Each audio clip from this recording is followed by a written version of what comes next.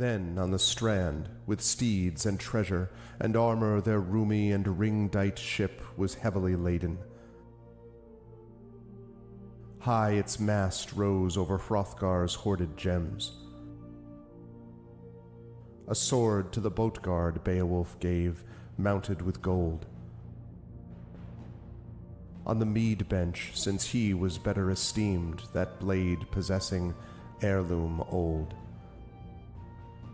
Their ocean keel boarding, they drove through the deep, and Daneland left. A sea cloth was set, a sail with ropes firm to the mast, the flood timbers moaned. Nor did wind over billows that wave swimmer blow across from her course. The craft sped on, foam-necked it floated forth o'er the waves, keel firm bound over briny currents, till they got them sight of the Geatish cliffs, home-known headlands.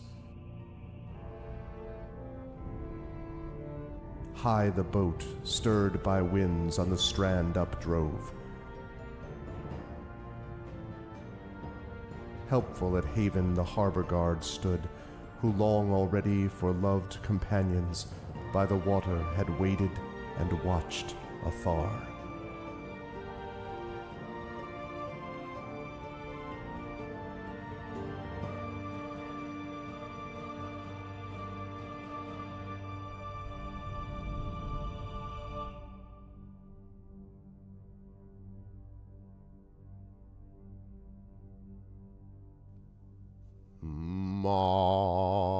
I love that last note in particular. What's going on, everybody?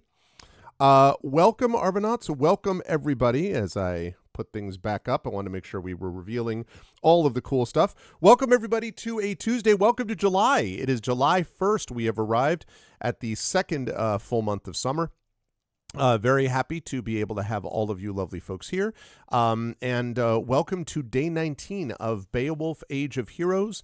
This is the finale of, one way or the other, it is the finale of The Witches and the Wyrm, starring the amazing and awesome TariToons, as Tari Tuesdays get back started again. But before we go any further, just a couple of reminders about ways to support the channel. If you have not done so already, please follow the channel. If you have not done so already, please check out our YouTube with !ArvTube. And thank you again to everyone who has been subscribing over there and has been following us and watching us over there. We appreciate that very much. Please do spread the word about it. And please, if you haven't done so, consider subscribing there. It's free for you to do that, but it really helps us out. We are at a record number of subscribers on our YouTube channel, and every new subscriber is a new record. And so please do that because it helps us out and gives you that advance access to some of this content. So would love to be able to continue to build that YouTube channel up. Our Discord, we can hang out with the Arvanauts in between streams. That is always hopping. That is !ArvCord. So you can hang out with us over there. Twitter is !ArvTweets until the final collapse of that hell site. Blue Sky is !ArvSky, and that is where I'm sending people. Again, we've had another big surge in followers over there. I think I am now up to 931, and the reason that matters is that I am now less than 70 followers away. Once I get to 1,000 followers on Blue Sky, I'm going to lock down Twitter and I will no longer be using it.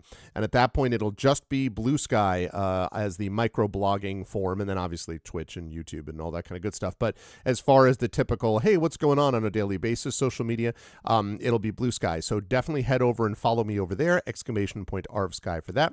Website for this, arvaneleron.com. And let me also point everybody to Gen GMs. We just had a long video that dropped. The first long video did not have the full length video. We accidentally uploaded a shorter version, but that has now been corrected. So if you go over there, you'll be able to see what I believe is episode 15 of Gen GMs with Zach Clay and myself doing some DM and GM tips. We are up to 97 subscribers there. Once we get to 100 subscribers, that is also a big milestone for our channel there. So please do join us over on Gen GMs. That would be lovely. And again, website for this, arvaneleron.com. Financially, !ArvTube Point ARV Shop is our merchandise area where you can get t-shirts and mouse pads and hats and all those kinds of things, and bandanas focusing on the channel. And we've got a lot of different stuff there and more stuff to come, so please do that. Cool swag for you and stuff to support the channel. The Patreon is _ARVTreon. You can see that right there sitting at $77 a month. We're trying to build that back into triple digits, so please do join us over there. That would be lovely. Again, you can get stuff that's unique to the Patreon if you were able to support us over there. That'll get you unique stuff and also support us as well. And of course, subbing to the channel is always appreciated too. You get those custom sub badges and emotes to use here, there, and everywhere across Twitch. And of course, you get inspirations to help our tabletop players. You can get that from the Patreon as well. I have reset the inspirations for this month, so we are set to go. I have also redone the calendar, by the way. I've set the calendar for July 1st.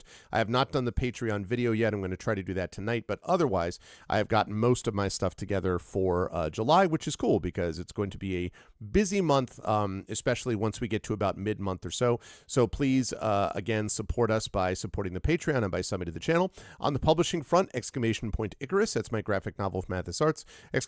!Library is my Tales and Tomes, The Forbidden Library. That's my 5e adventure and sourcebook from Alligator Alley Entertainment. !Greyshade, that is my Greyshade IP.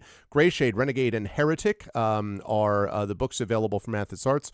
Personal note about that, by the way, I just got my royalty statement, and I have been told by Athos that all 3 of the Grey Assassin Trilogy books have now earned out their advance, which means I am now earning royalties on all of those, and obviously I am extremely grateful about that.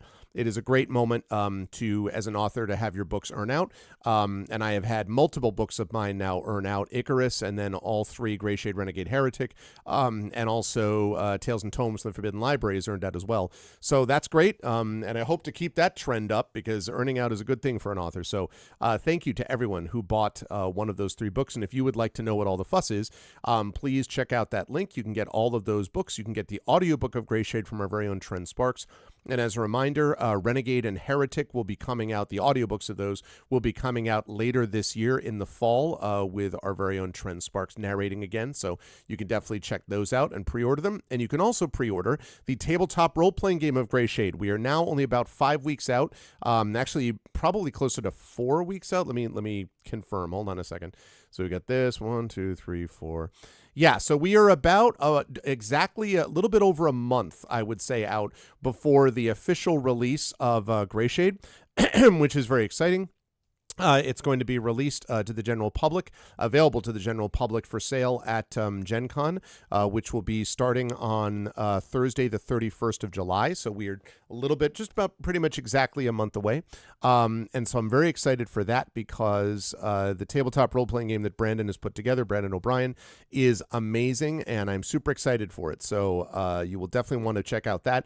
And if you haven't done so already, if you're going to Gen Con on Friday, the 1st of August, that is when we are going to have our official release of Greyshade, the sort of big premiere of Greyshade as a live action event. So you're going to have a chance to see more of how this game actually runs, and I'm super excited about it. I will not be DMing that. I'll be playing in it with Brandon O'Brien GMing it, so it's going to be awesome. I can't wait.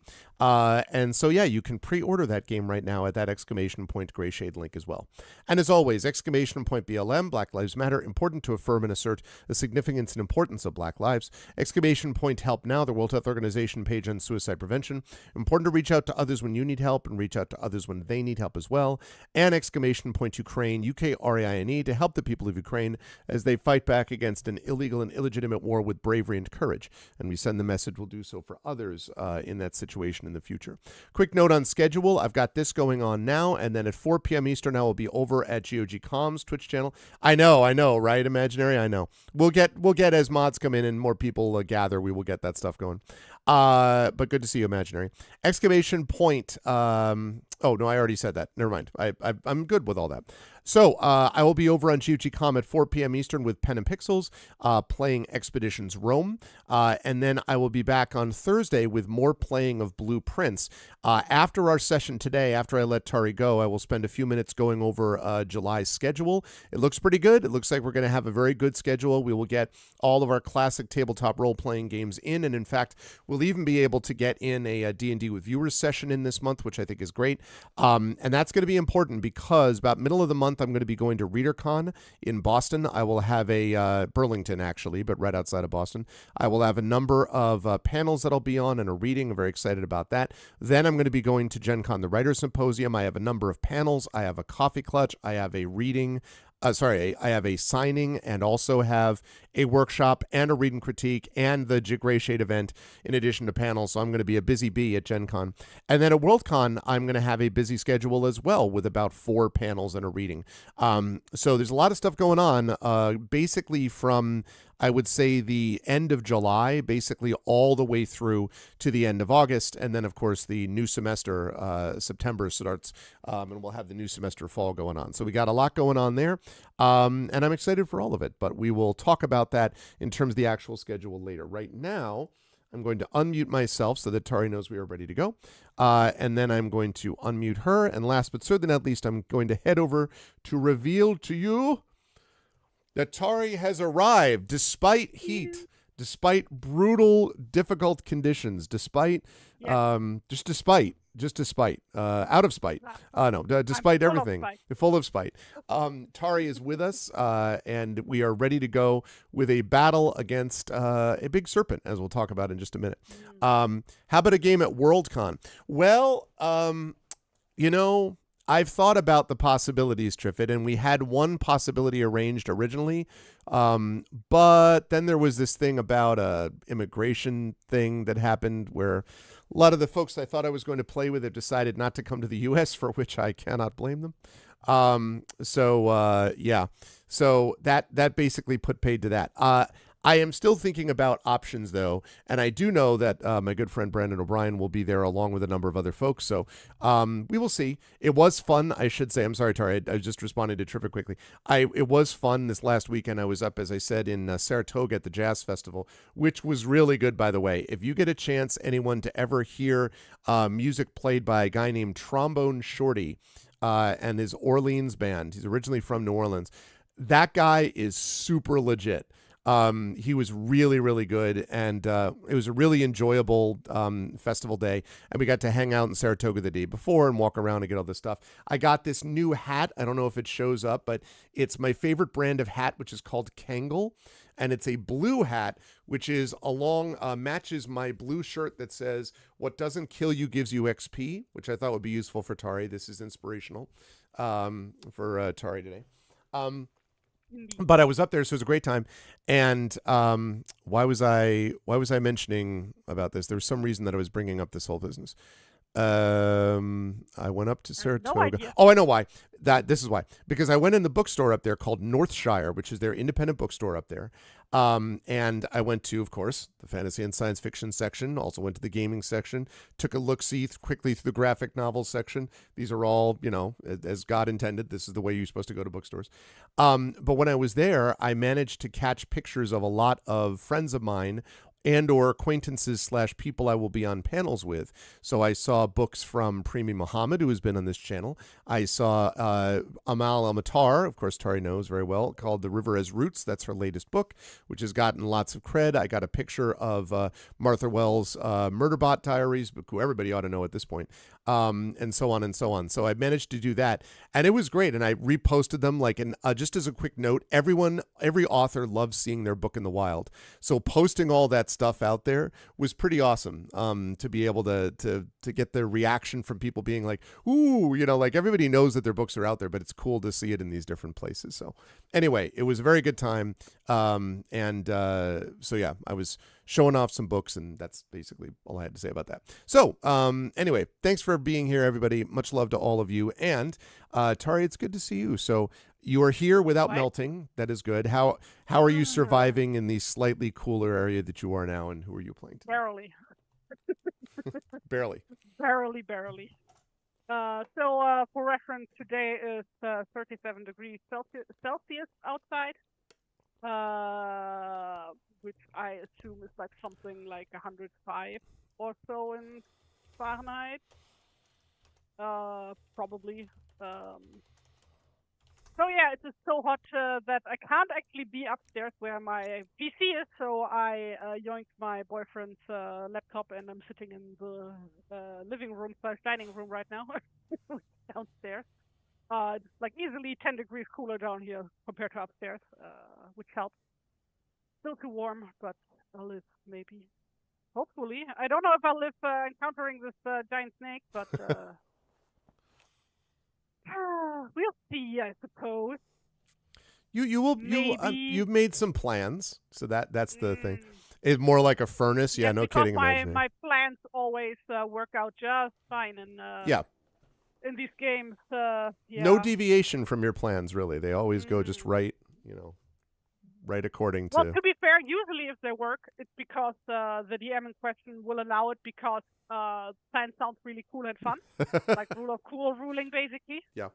It's like, okay, yeah, this kicks ass. I'll allow it. But besides that, my plans usually go wrong. So, this is fine. I mean, what could possibly go wrong? Speaking of who are you playing that's engaged in these plans today? Somebody who doesn't have to deal with this horrible summer heat. That's true. I'm playing Genokefa Xanten, who is a former follower and has relatively recently taken up the big hat of the crew and is now leading her merry band of misfits. See, my tongue is out, but I can't speak. Merry band of misfits. Difficult collection of words. To this weird shore where she literally met God and now has to kill a giant snake or somehow else deal with it. Mm-hmm. So, or the world will be consumed. It's fine. Yeah, that's fine. I hope this is like a bit running on Discworld logic because we have to save the Hogfather or otherwise the sun won't rise. Mm-hmm. Right. And the sun wouldn't rise. Just a burning orb of hot gas would show up on the horizon the next morning. Yep. I was reading something that was talking about the idea that that we just casually take for granted that a nuclear engine of enormous, ridiculous size and power, which can burn us from however many hundreds, however many miles away, right, in the galaxy, and we're like, oh yeah, that's what keeps life alive is the existence of that. I don't think we are taking this for granted. I mean, like in modern days, yes, but like back in the like in many cultures that still keep their old religions around. True. Like, pre-Christian religions. That's true. It's usually some kind of sun god going around. That's true. So to the point where cheeky little so-called historians like to claim, oh yeah, Emperor Constantine totally was Christian, even though we know for a fact that he worshipped Sol Invictus, who was not the Christian god. Mm-hmm. By various overlap. No, he totally got baptized on his deathbed. Holy Roman Emperor. Holy Roman. No, the Holy Roman Emperor came later. The different entity. Who did you just say? Who did you just say before? Oh, okay. Sorry. Who did you think I was referring to? No, I was thinking of it. Long story. I heard. Were you thinking of Barbarossa? I was thinking later on. That was a whole different scenario. I actually am reading. I don't know, like a few hundred years later. Mm-hmm. Different guy. I am reading a book that I'm enjoying a lot, which I recommend to everybody. Although I will warn everyone, it is very long, as in 700 pages long. But it is a work by Ada Palmer called Inventing the Renaissance. And I got the idea, I had thought about it anyway, and then I saw a review from the amazing Prince Justin, who talked about how great it was. And I was like, I was like, all right, this is I've already had a really good reading summer. I read Dead Gin in Cairo, it was awesome. I read Claire Cooney's St. Death's Herald, it was awesome. I just finished reading Kish Johnson's Riverbank, the sequel, the unofficial sequel to The Wind of the Willows, excellent. So I've already had a good reading summer, and I'm like, all right, time to get some history in. And it's great because it basically, a lot of this stuff I know, but it is stuff that it's essentially talking about the myth of the Renaissance and how the Renaissance itself was established at the time as a kind of mythology about a certain golden age. It's I just mean, that's why it's called the Renaissance, because they were trying to recapture exactly the good old days of exactly, the and how everybody does that, Greek right? arts and Right. Ancient Greek arts and philosophy and blah blah. And one of the points that gets made is about how redoing every age, right? How we're always like, it's the new Renaissance, it's the new Enlightenment, it's the new, while simultaneously saying the areas that you don't like, it's a new Dark Ages, it's a new Middle Ages, right? Like it's a very interesting thing about how humans put together their genres and their eras of history depending on what they need. So anyway, highly recommend, good stuff. I can't say I've been reading stuff that's that intellectual just now. I've been reading Dutch Donald Duck comics. So, also high quality, clearly different sort of intellectual stuff bent. About the city of Den Bosch. So for most people who are listening, you're probably unaware that the Netherlands has their own entire Donald Duck comic industry. I just found this out today, by the way, about 20 minutes ago. Duck comics that are not really published anywhere else. So like they get a bit wild with like a lot of the stories just take place in real towns and regions that are in the Netherlands, for example. Mm-hmm. And this one issue is about the city of Den Bosch, which is where Hieronymus Bosch is from, which might mean the name might mean something to some people. Yeah. Are there any artists, I was about to say, are there any like warped things on the cover then, like weird, strange different artists? Hieronymus Bosch, the Garden of Earthly Delights, right? And all of that. Yeah, but it's like the warped things. That's like he's the guy who made all the little funky little monster guys and demon guys. Yeah, that's what I meant. Yeah. I didn't mean warped as in like melting clocks. I meant that it was like, it's like yeah. So that guy is from that city. I was thinking demon ducks, I guess, is what I was thinking. Ducks. Like, Yeah, they occasionally have those too in Donald Duck. But anyway, but it is good to have you there. No, it is not called the Renaissance because it tried to restore Nissans, albeit, although listen, that would certainly be a noble goal. But it's good to see everybody, and let's talk about what happened in our last session before we get this snake battle underway. Let me turn on a little bit of music here. Let's talk about what happened in our last session. So, in our last session, the Witches in the Wyrm has involved Genevieve and her followers attempting to find a way to escape an area to which they have been driven by this mysterious fog that basically locked in the travel route behind them and sort of drove them onto the land. And what they discovered when they got there were these three witches who, as Tari has pointed out, Genevieve essentially views as gods, that have explained to her what it is that has brought her here, and in fact, all of them. Hold on, super loud. All of a sudden, it's blasting wind in my ears. 1 second. Okay, there we go. Better. It is the fact that an adder, a giant serpent, in fact, a almost perhaps world-consuming serpent, has been wandering the land, to incredibly oversimplify, because it doesn't want to go to bed.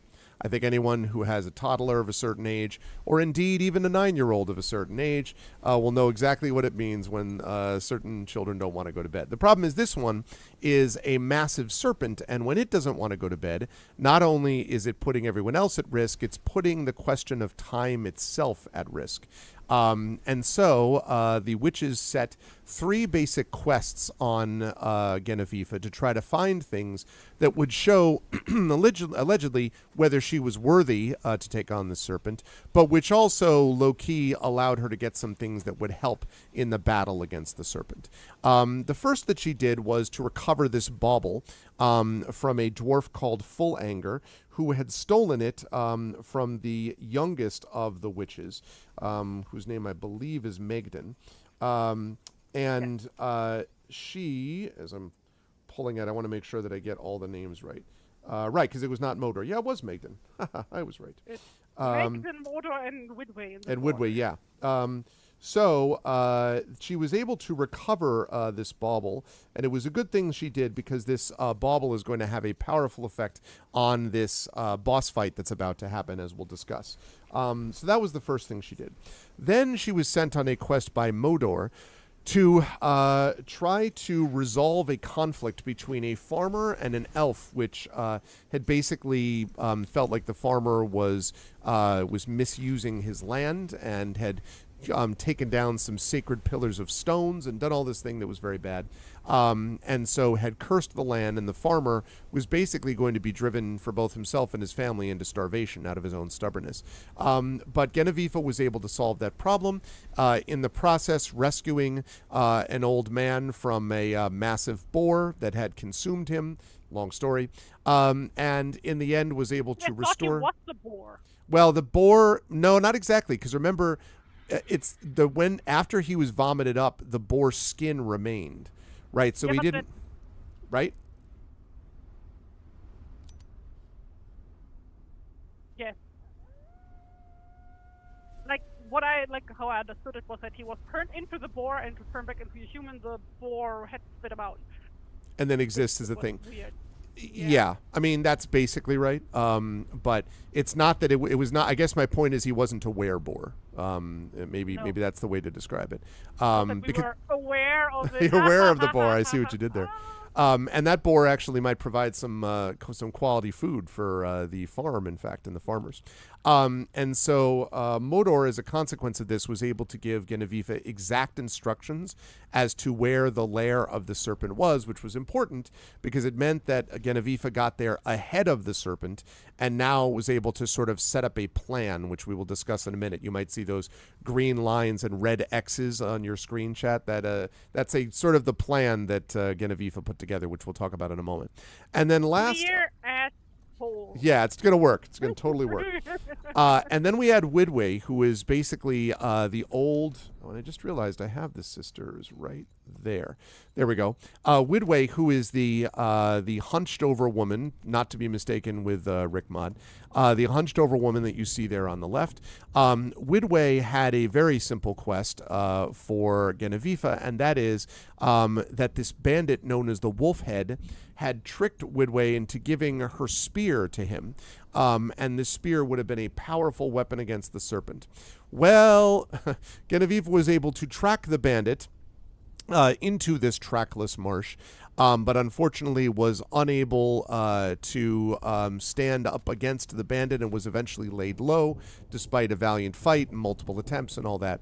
Woodbay was very disappointed, and Genevieve did not get the spear from the serpent, but did have the bauble from Megden, and did have the pathway, the direct location from Modor. And with that information went to this essentially massive burial mound of sorts, I guess you would say, underneath the earth where this serpent has broken its way in. And so that leads us to where we are right now, because in our last session when Genevieve got there, Genevieve basically scouted out the interior of the area. And discovered a few things that were going to be important about this. The first is that there were a series of these niches with skulls and treasure and animal horns bound with coarse twine and all that kind of stuff down below. So there was that. Some of the passageways were large enough for a monstrous snake to pass through. In fact, there was evidence of its passing. Huge scales could be found and seemed worn smooth by something. But there were some side tunnels which seemed smaller with low entrances, which is where essentially Genevieve's plan, which we'll talk about in a second, may come into play. She also set a watch for one of her followers to watch for the serpent to return as she went around and made her decision about how she was going to set things up. And so that brings us here to right now, and I want to bring everyone's attention to this thing, which I'm going to pull across here. I'm going to remove the followers for just a moment. That's right. Yes, and that is this sun tracker. So, the way that the sun tracker works, as basically we understand it here, is that the hero has essentially 7 rounds, but there's a caveat to that, which I'll explain, to slay the adder before it regains its regenerative powers. So basically, has 7 rounds to slay it before sundown comes and before the adder gains its power back and then wanders the night, being just as dangerous as it was during the day. However, there's a but to this, and that is that remember that there was that bauble that I mentioned that she rescued for Megden. Megden gave her that bauble, and what it essentially does is it brings the sun to the interior of the barrow. So what it does is reset that sun tracker. So the total number of rounds, basically, that she has to finish off this thing is 14 before sundown hits. And that's going to be important because otherwise, the thing will come forward and they won't be able to do anything about it. So she is going to have to figure out a way to be able to stop this snake permanently, in some ways, theoretically, by slaying it. How to slay it, though, especially without the spear, is another question. And so Genevieve has come up with a cunning plan. Tari, do you want to go over Genevieve's cunning plan as we look at this map? We lured this thing through the narrow tunnels and throw some rocks on it. That's too perfect. That's basically it, yes. It's a very involved, sophisticated plan that involves luring it through tunnels and throwing rocks on its head. For context, we are like in an old burial mound, right? And everything here looks like it's going to collapse any second. So the idea is to use the environment to our advantage to topple over a bunch of these walls that look like they can be easily toppled over to bury this serpent, pin it in place, and then we can just attack it from the sides or from behind or whatever, where it can't bite us or hit us or whatever. Right. And just at the very end of our session, I'm trying to center the map so we can see most of the map there. I think that's pretty good. Right at the end of our last session, Yasib, who was the person that I think you had that was on watch, might have been Mundir. Well, I'm not sure if it was Yasib or if it was Mundir. No, what is the Mundir, I think? Maybe it's Mundir. I think you're right, actually. Yeah. But you are planning on using Yasib as bait, I think, to sort of draw the serpent after it, if I'm not mistaken.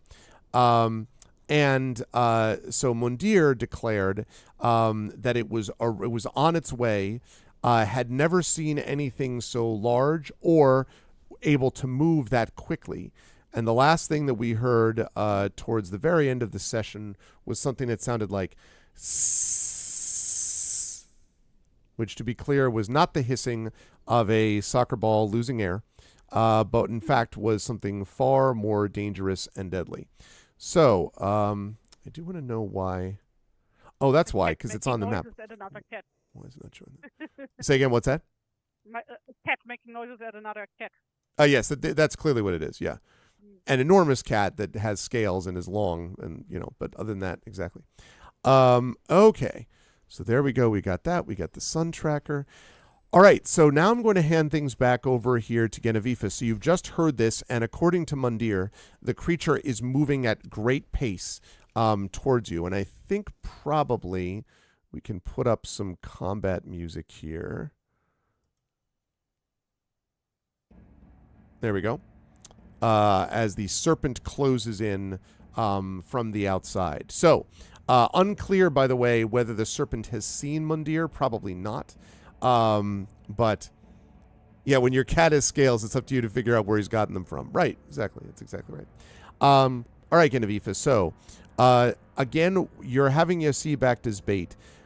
I'm just double-checking on this. Do you remember what entrance you want to, because so his broken in entrance is basically over here that was on the top, but there's also a broken down entrance up front, which is theoretically another place that he could enter.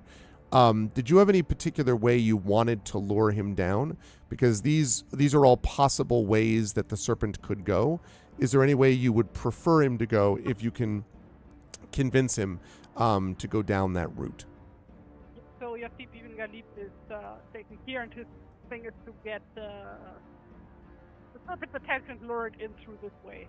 Then, run along the green path And Rigmod was like stationed here-ish, I think. I believe that's right. I Here? should let me see if I can lay these down. Let's see. He was spent, right? Guy is spent. Yes. Yeah. So we have Yasib, Mundir, and Rigmod are all not spent. Yeah. Will the serpent be unbroken? I love it. Clearly, that's a folk tale that everyone wanted. All right. Okay, hang on, because Tari is given awesome. There we go. Tokens for all of these. There we go. Lovely. All right. So we have our boy Mundir. Well, let's put Yasib first. Okay. It's weird that you're referring to Mundir by his last name and Galib by his first name. Yeah, I don't know. I don't know why I'm doing that. I should say Galib and Mundir. Yeah. I'm not sure why. Okay, so of course, do the little silly thing from the 13th Warrior, where they just call him Even. Yeah, exactly. Ah, yes, Son of. That's Son my of. name. Your name is Son of. Son of? That's how you did Ibn? You know. Okay. Okay, you want him here. Sorry, you wanted Galib here, right? Up at that top? Yes. Okay. And then Mundir. It's like basically on top of the thing. Yeah. Mundir, that's actual size. Mundir, who has grown to giant size. Okay. Oh, like I had a great conversation today on Discord. I learned today that George Washington is named after the Washington Monument because he's as tall as that monument, so he chose that name for himself. I see. Interesting, like order of operations there. Okay, where do you want Mundir? Yeah, he's basically outside, on the lookout. Like he's not inside the mound. He's like Okay. on top Well, of right, but he just called down, is what I meant. So do you want him to then like? he would like run in probably from the south, I guess. Okay, so like over here. Yeah, from the Okay. entrance. All right. There's him. Okay. And then we have Rigmod. We'll go over Yeah. here.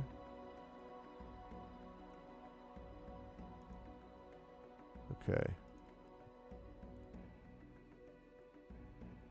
You really see the detail of this Would artwork have when been you. smarter to put Rigmod on the lookout and have Mundir push the rock.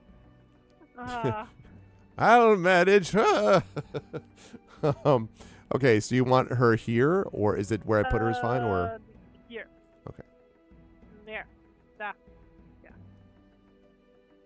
Okay. All right, I look forward to those checks. And then, let's see. And then we have... Now, Guy is spent, but Guy still exists in reality. So where do you... where would you like Guy to be? Gibi, so to speak. Gibi would be Gibi. That's Like there-ish? do you know that I don't know, was a Photoshop something that somebody did of like Michael Jackson's Twitter profile? No, I don't think so. That like pronouns hee. Oh, that's funny. I love it. That's pretty funny. Okay. Right. So we've got this, we got this, we got this. I'm going to move this over here. Great. All right. All right. So as the serpent gets closer, Mundir is going to run in from the southern side. Where do you want, and this I'm assuming, because you had plenty of time to set this up, where did you want Mundir to run? Like up to meet you, or where? Yeah, I guess like here-ish. Like the point is that he also attacks the serpent as soon as it is in reach. Okay, so like there. Yeah, I guess. Okay. Right, and then this is you, I think. Yes, it is you. Well, I mean, if he's that fast, then you can probably make it to Rigmod and just help her push the rocks. Let's see. 5, 10, 15. If he does a full run, he probably could. Yeah, then that would probably be it, yeah. Okay. I've got it. Don't stop acting like... Okay. All right.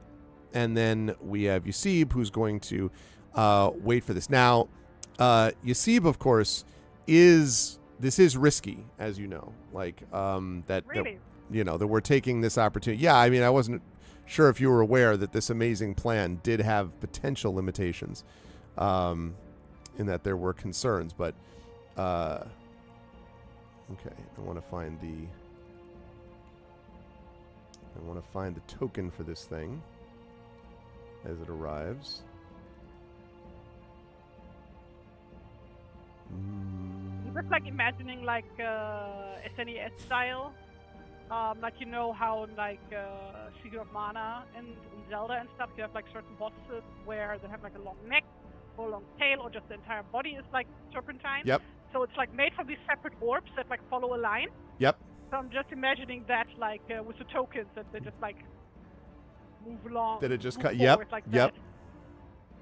Oh. All right, there we go. I have multiple options. All right, but I have found what I need. I really love that.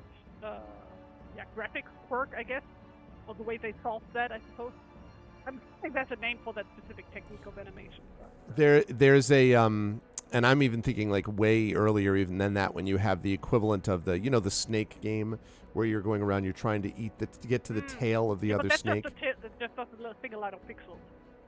Yeah, but like I guess conceptually, looking at the way that it flowed, like the body flowed, was always interesting to me. There was a game for the Intellivision called Snafu, which was like that, and sort of seeing how it moved around, you're like, oh, and I mean, obviously, this is just physics, right? If you sweep a ribbon around, it will follow in a certain pattern based upon like inertia and movement and all this.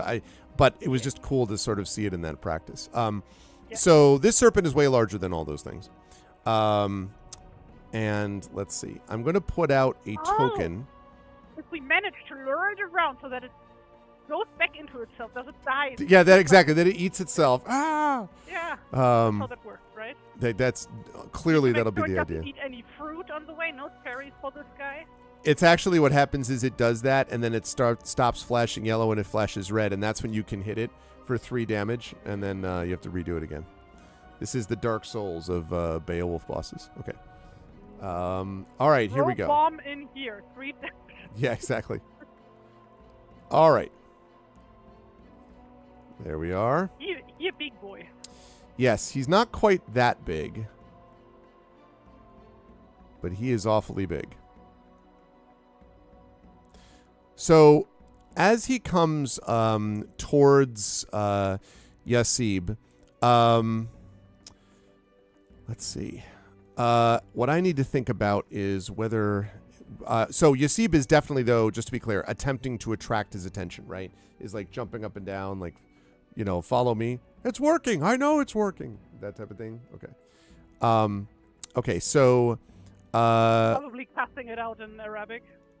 Yeah. And actually, let me roll. Let me do a roll just to make sure that we... Wait, is it Arabic?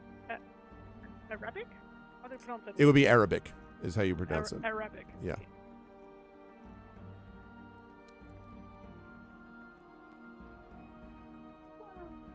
Okay. Because sadly in English those things are never obvious, unlike in some other languages. Okay. All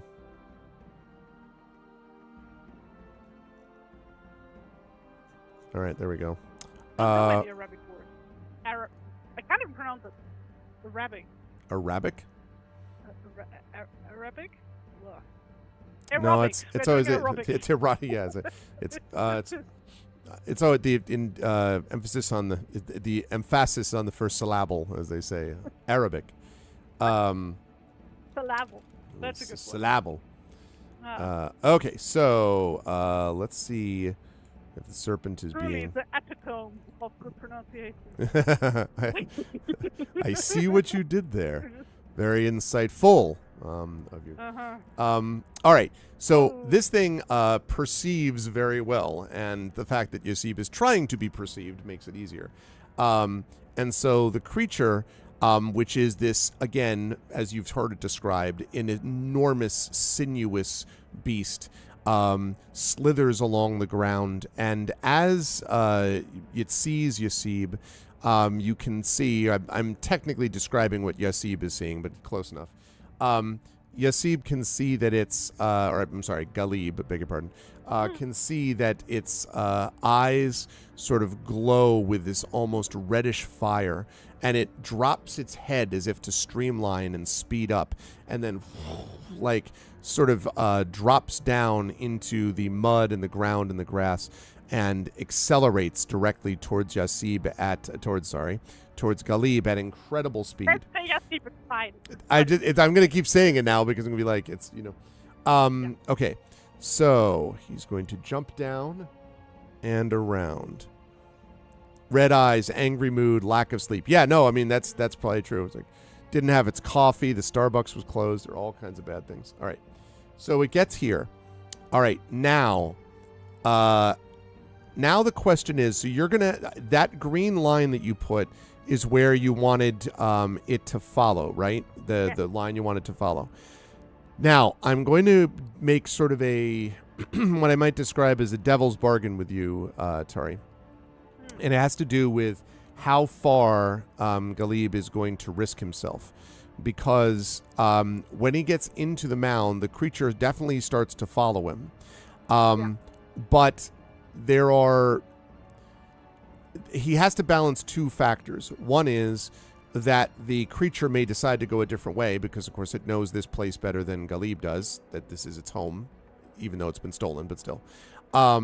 So to keep the creature right on its tail means that Galib has got to slow down enough, basically, that the serpent will continue to come forward after him. But if he slows down too far, then, chompy chomp with the serpent.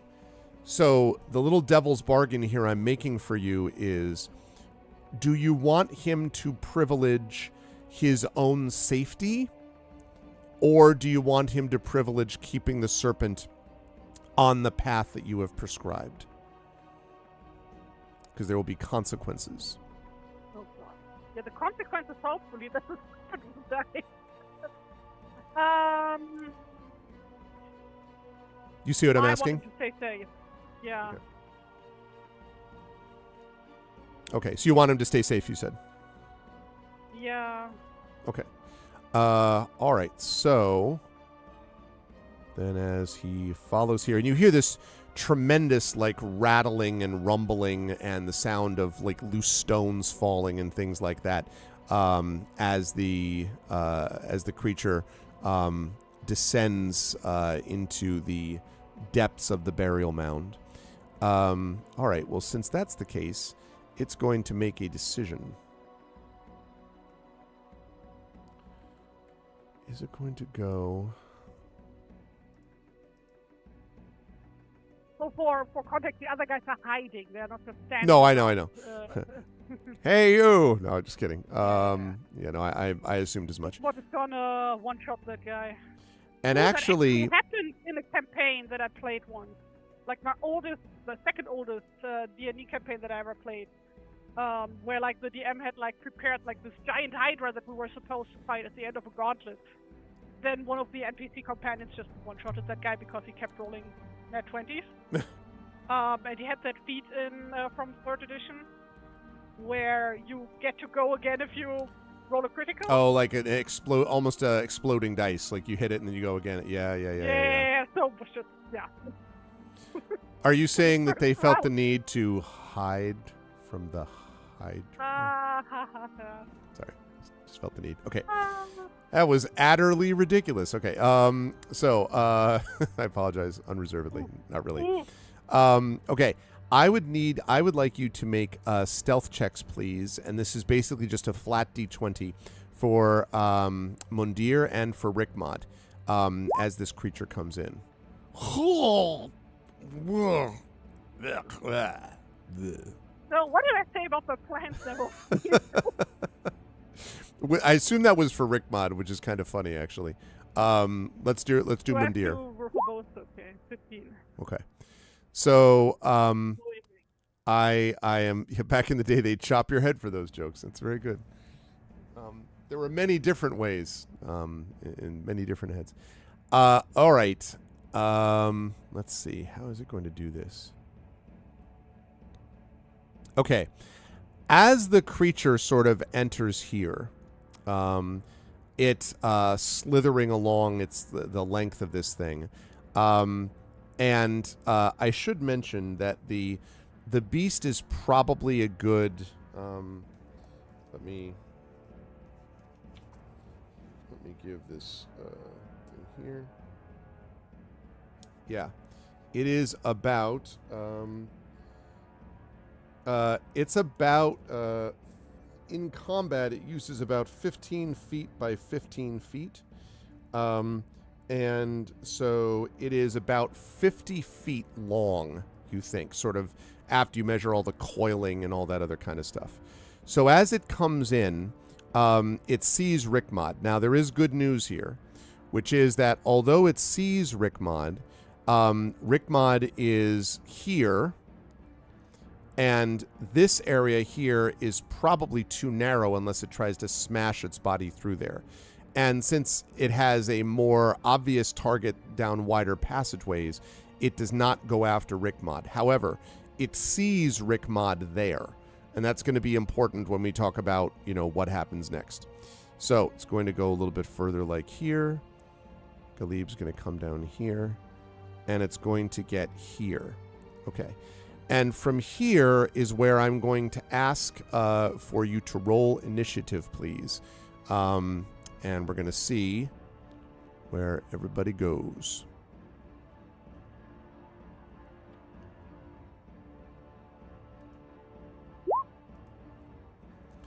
A 7, I see.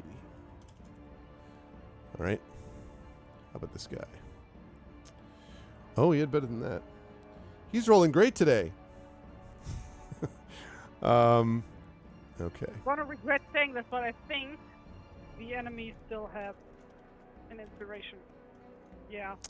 Yep. Does indeed. Yes, in fact, I should have set that. Yes, I have 1 inspiration point available to me. Sadly, neither you nor your followers have inspiration points. However, have 1, according to my character sheet. I don't have you at inspiration. I have you at 0 right now, unless you were given one. Not from the portent. Yeah, no, from the viewers last time. Ah, okay, from the viewers. Okay. Now, technically, that's not supposed to carry over, but I will allow you to do so. I did ask you about that. You did. It's fine. I will allow you because I am a kind and merciful. Like the session is almost over. That's right. So I'll give you that 1 inspiration point. So I've added that here. That's from the viewers. Viewers' inspirations coming in clutch. Also, there are more inspirations available now. Chat, just be aware. So you can keep that in mind. That's right, because we're in July 1st. So, okay. So there's that, and then this thing is going to... Okay. It's going to move like that.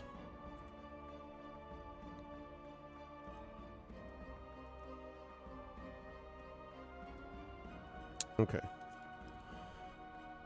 All right. So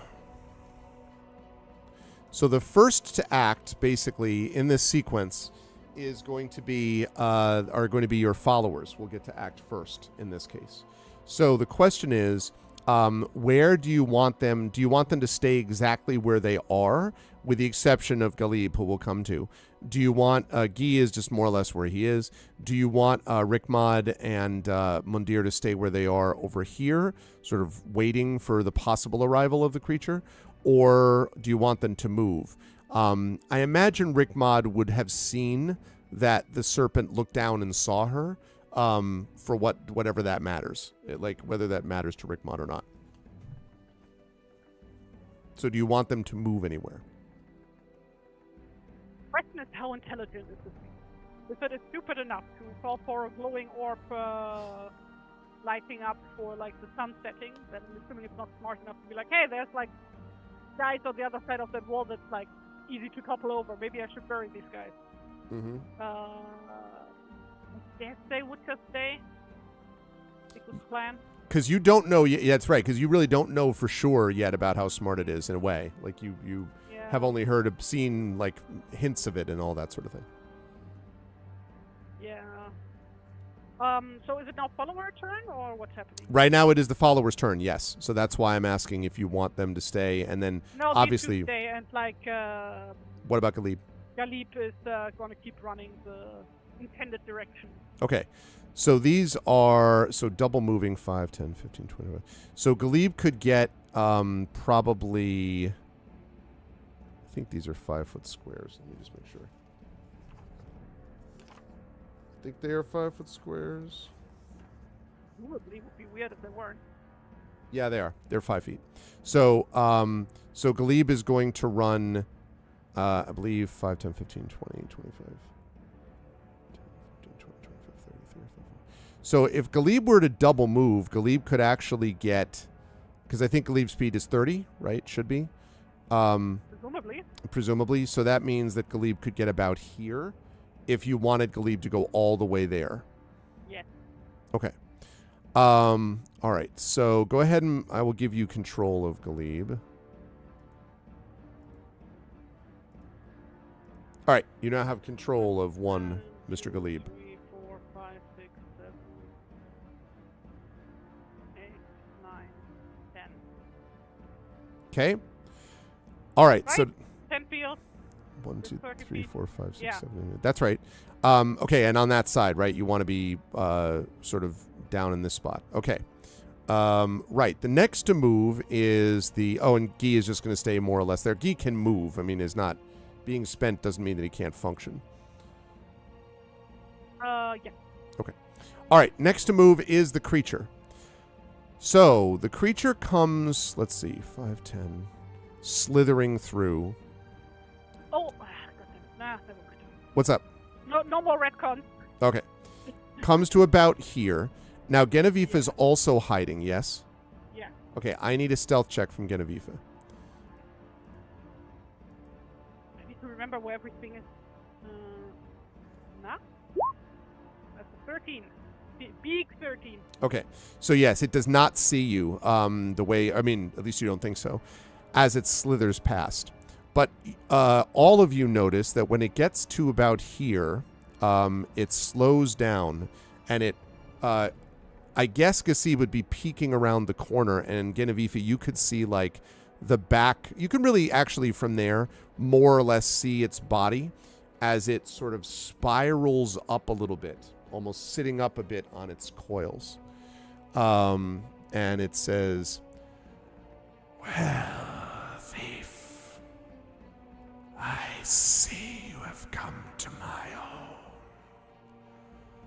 Why have you chosen to face me?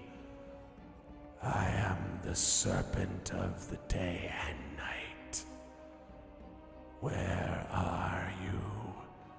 So I may show you what it is to see the end of time." So his voice like echoes through the corridor. Well, he can certainly speak. That's clear. He's intelligent, but if he can speak, he can be spoken to. That's Unless true, and it may, Yeah. and it hasn't like started doing particle physics yet to jump out of game. It may just be that it can speak, but it's just sort of got that cunning as opposed to intelligence. You don't know yet. So yes, you could speak to it because it does not move any further or attack, although it could be holding an attack theoretically. But it's there, so you could speak to it if you wish. But obviously, by doing that, you're going to reveal your position. But you could do it and then like run because you're up next anyway, Genevieve. Or you could run to a wall and then speak. If it seems like there's enough echoing around here that it may not be 100% easy to see what or to hear what a sound is coming from, maybe. Right. Okay. So Genevieve did not expect this thing to be intelligent to the level that it can talk, which changes everything. So she would actually just straight up come out of her hiding spot. Okay. Hands raised. And go, I'm sorry, I did not know that you could speak. And the creature sort of, as it hears you, like turns its head, and you get this very uncomfortable experience of watching as it like curves forward and then back around, so its head is now facing over the coils. And it looks at you and says, "Why would you think that I was silent? Perhaps you thought me a snake, the head of which you could chop and eat if you wished. But I am greater than my weaker cousins. Why have you come to be consumed, little human?" So first of all, I'm deeply sorry that I assumed. I didn't know better. And I'm afraid I also haven't come here to be consumed. Actually, I was told that you were going to eat the sun. And I think most people would prefer the sun to be uneaten. And I was hoping to stop you from doing that. So. By the way, in case anyone's asking or curious, normally we wouldn't have a back and forth like this in a combat round, given the combat rounds last 6 seconds. However, this is a bit different. It's a little bit more of a variable combat, in part because of the nature of this beast. And also because it's holding an action, which I haven't described yet. So, it looks at you and it says, "So, you are afraid I will consume the ball of fire. But the truth is that in the end, that ball of fire helps no one. What has it done for you except burn your land and parch your throat? When I have finished, the world will be a comfortable and cool darkness in which creatures can coexist." You see its great tail kind of sweep up behind it. What kind of creature? Those that are proven worthy. I myself seek servants. Perhaps you could convince me that you should work for me. I would reward you well, and you would remain unconsumed. What kind of work are we talking about? First, to get rid of those 3 precious witches. They interfere with my plans. Second, to prepare the world for my arrival.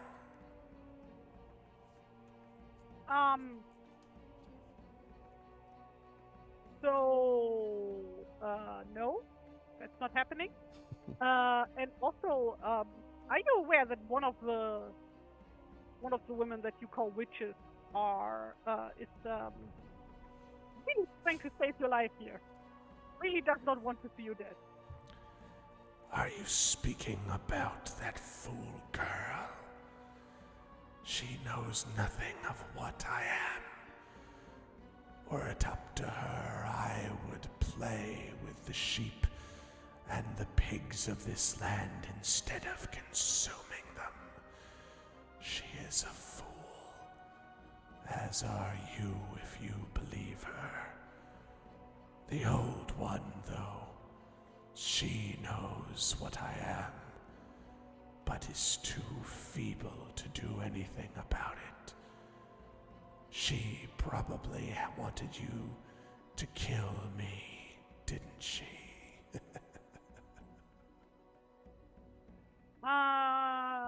Yeah, that would be right. And you would have done it if I had wandered through these halls. Perhaps your warriors, your friends, your followers here, they would have tried to trap me. I suppose you would not have minded killing me without hearing my story if it suited your purpose. Well, I did kind of assume you were an animal. Of course. just like they say. What say you now? And so his body moves up, and now you can see his head almost banging into like the top of the passageway as he moves back and forth. And you notice, by the way, Genevieve, that as his head moves back and forth, there's a glinting, almost a luminescence about his scales and his eyes that sort of draw you in even a little bit. Can you remind me what the orb does exactly again? The orb basically resets the sun tracker. So when you've run out of rounds, you can reuse it to sort of set it back to, I don't know, late afternoon or sort of, as opposed to actual sundown. While we're on that subject, incidentally, Sun Tracker has just had its first one ticked off.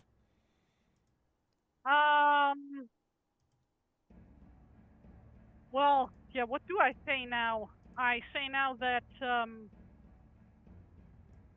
clearly you are a being that is capable of making rational decisions and yet deciding to drown the world in darkness.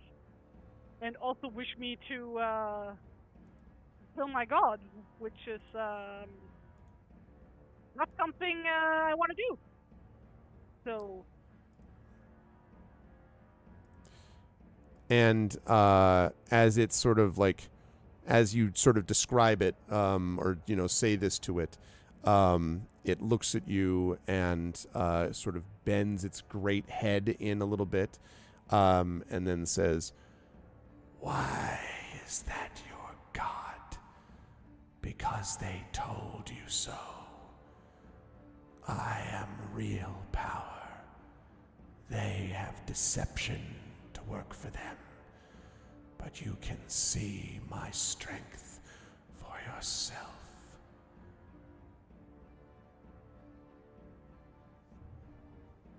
Sinuous body moving back and forth.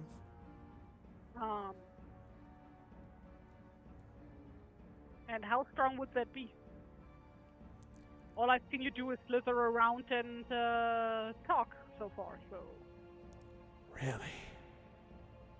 Then perhaps a demonstration is in order. I would like Gasib. I'd love to see it. I would like Gasib, please, to make a wisdom saving throw, which means in this case we're looking just a flat d20. Or Yati, not Yati. Oh, God damn it. Yeah, sorry. Galib is what I meant. What did you say? What check? A wisdom saving throw, which is just sort of a flat d20 for these guys because... no. Okay. So the serpent looks at you and then says, "Come forth, minion. This one wishes to know of your power. Sorry, of my power." And as you look, the creature does this weird movement where it kind of pushes itself a little bit against the passageway. And suddenly you see Galib sort of moving underneath it and past it to face you. And you can see Galib's eyes look glazed over. And he's kind of like doing this. And the serpent chuckles and says, "Now, I wonder what would happen if I ordered this one to attack you. Perhaps you would slay him and thus lose your friend, or be slain and thus lose your life. This is the power I promise, little human." I don't like either of those options. Thank you. And he chuckles again.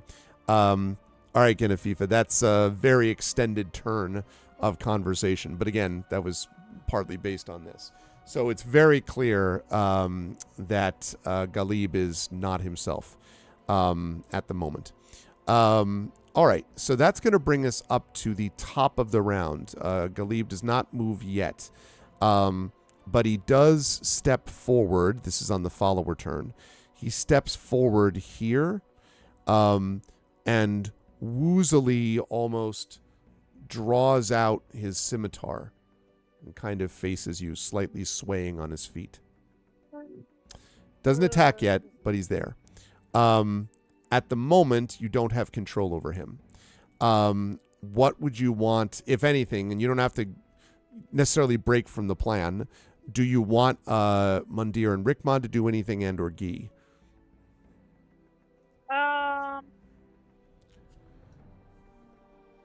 So Mundir and Rickmod would try to sneak away.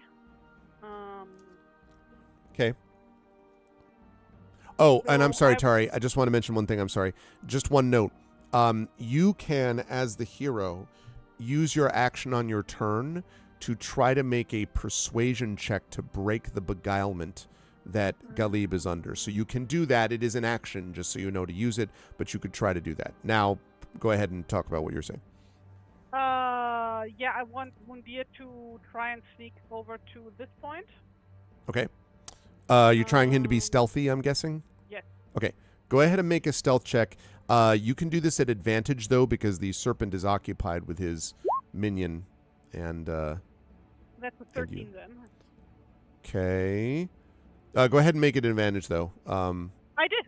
I just rolled 5. Oh, that first one is an 8. Okay. So a 13. Okay, let me see.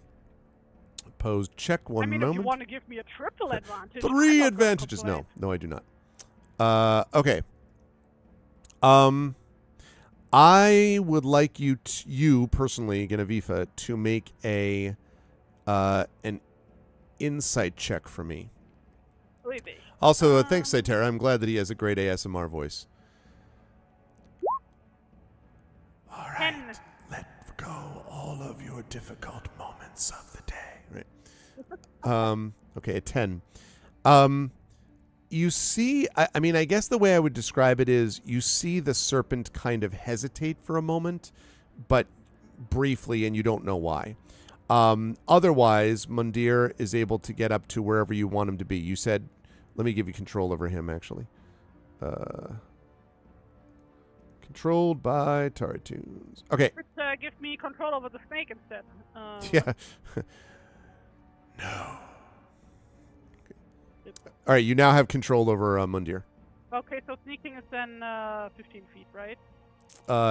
Yes, yes.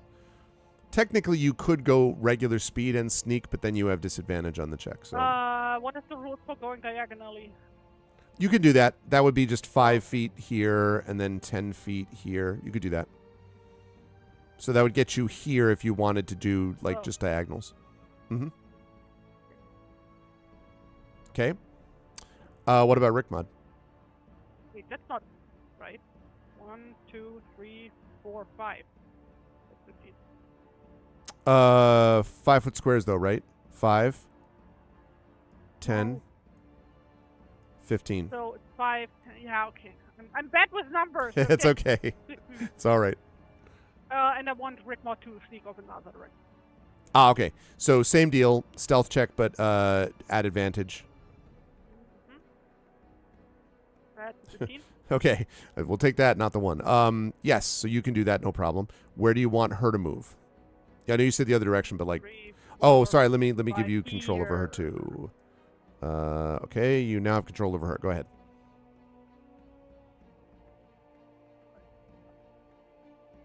That's a little far if you want to do the... Because she started... She started here, right? 1. No, 2, it was 3. there, right? You were 1, here. 2, 3. And I know you were here, and I know that because he had to move 1, through you. 2, 3, 4, 5. 1, 2, 3. Not if you're doing 15 to sneak, though. Remember, 5 feet per square? So it'd be 5 here, 10 here, and 15 feet here. Sorry. That's okay. I find this incredibly difficult, like with the... played on a grid in a long time. It's fine. So you could actually get one further square down if you want, and if you want to just peek around the edge. I don't know if you want that or if you want to stay where you are. It's up to you. Wait. Yeah, because you started here, so you could go that. Oh, you mean Rickmod? Yeah, Rickmod. So Rickmod could go a further step to the south if you wish. Well, I wanted to stay hidden, so maybe don't get. Okay, to the that's fine. edge. Yep, that's fine. And then do you want Guy to move anywhere? Also, hi, Gary and Kellis. You read Beowulf in 7th, 8th grade. One of the best stories I ever read. We stopped before the dragon. How can you stop before the dragon? It's one of the coolest parts. Of course, the translation suitable for middle schoolers. That story was violent and awesome. Yes, highly recommend the Seamus Heaney translation, which is what I use in my fantasy class teaching this Beowulf. Heaney, which some people call the Shameless Heaney edition because they think he does too much with it. They're wrong. You need a poet to translate poetry at that level, I think. So anyway, okay, so you're going to stay there. And then Guy, where would you like, as I give you control of Guy? He can just stay where he is. Okay. He is going to move where he is. Hello, Gary. All right, sounds good. Now, on the follower's turn, okay, he already did that. So he is facing you with his scimitar drawn. Now it is the serpent's turn. So the serpent hisses again and... I suppose there are others, creatures, that you have wandering through my home.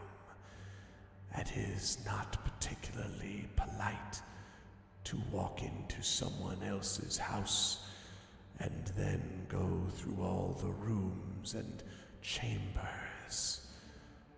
I will have to spend some time ferreting out every one of them. I thought I heard something behind me. And it swivels its great head to look at the wall behind it where the red X is. Perhaps I will go and find whatever or whoever it is after I have finished with you. And it pauses and then chuckles again and then slides its body this way. 5, 10. Trailing part of its body behind it. So its tail is still like here. But its front is going this way. You don't know whether it's curving, down or it's too narrow to curve ahead of it, but whether it's going to curve down or what. But that is what it is doing. Which leads us to you, Genevieve. You are facing Galib in front of you, and the serpent is going somewhere.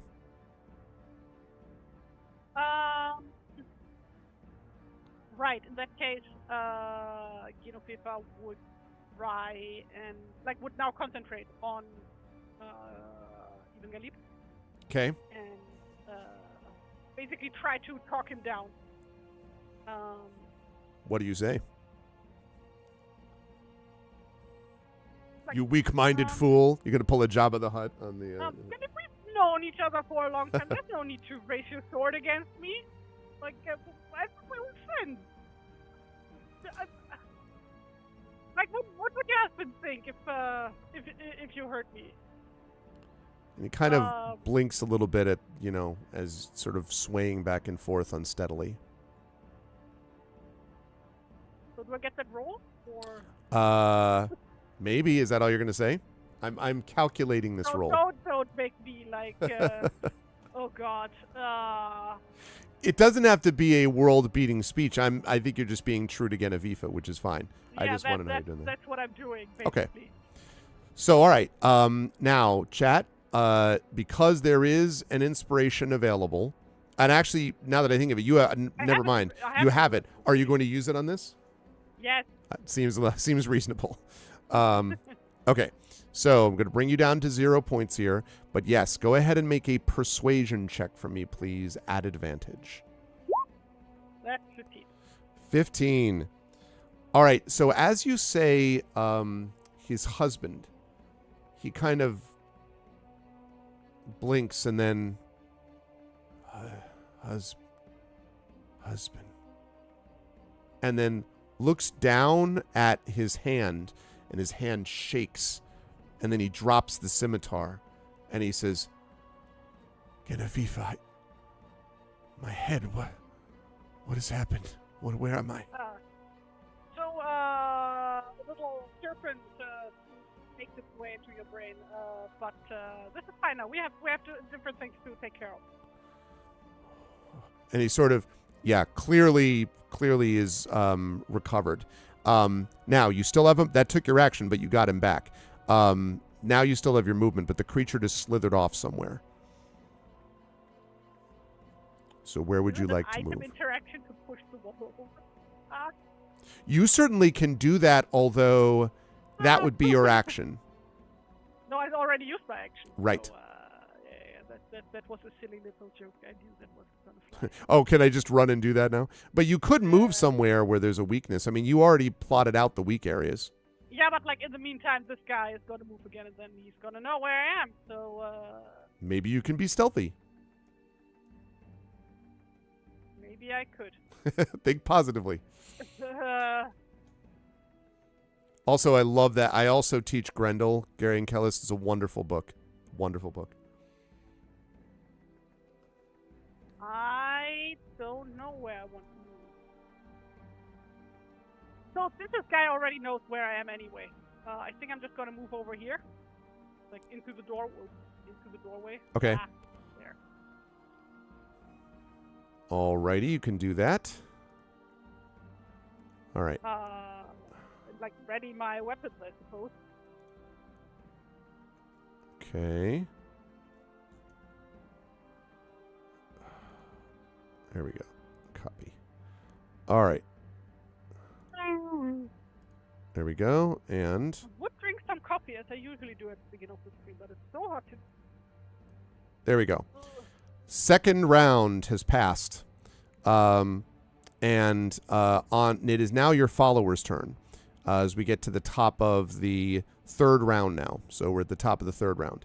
So where do you want your followers now to move? And just, you can take them in whatever order you like for them to move wherever you want them to be.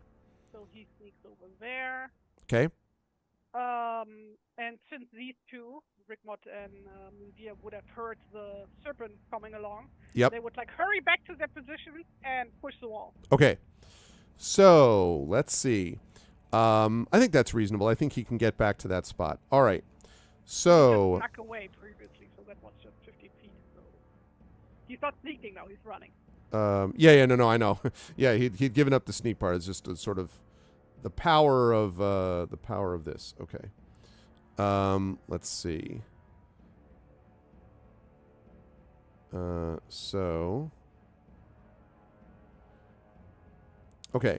Now I should mention, this is important too. At the beginning of, at the end of this round that just passed, I forgot to mention that outside it's been raining a little bit, and now you hear thunderstorm outside, and now it is me with a good time. pouring. I know, right? Pouring outside, so that rain now is beginning to lash down into the broken barrow where you were sitting, or where you were standing. Now, the reason that this is important is that at the moment, the rain is lashing the combatants, but you can already tell that the floor, which is mostly dirt, of course, and some stone, the stone is going to be very slippery very quickly, and the dirt is going to get very muddy very quickly if the rain keeps up at this level. So that may have an effect on combat effectiveness for you and or the serpent. Just something to keep in mind. Okay. Now they're going to attempt to push down these areas. Okay.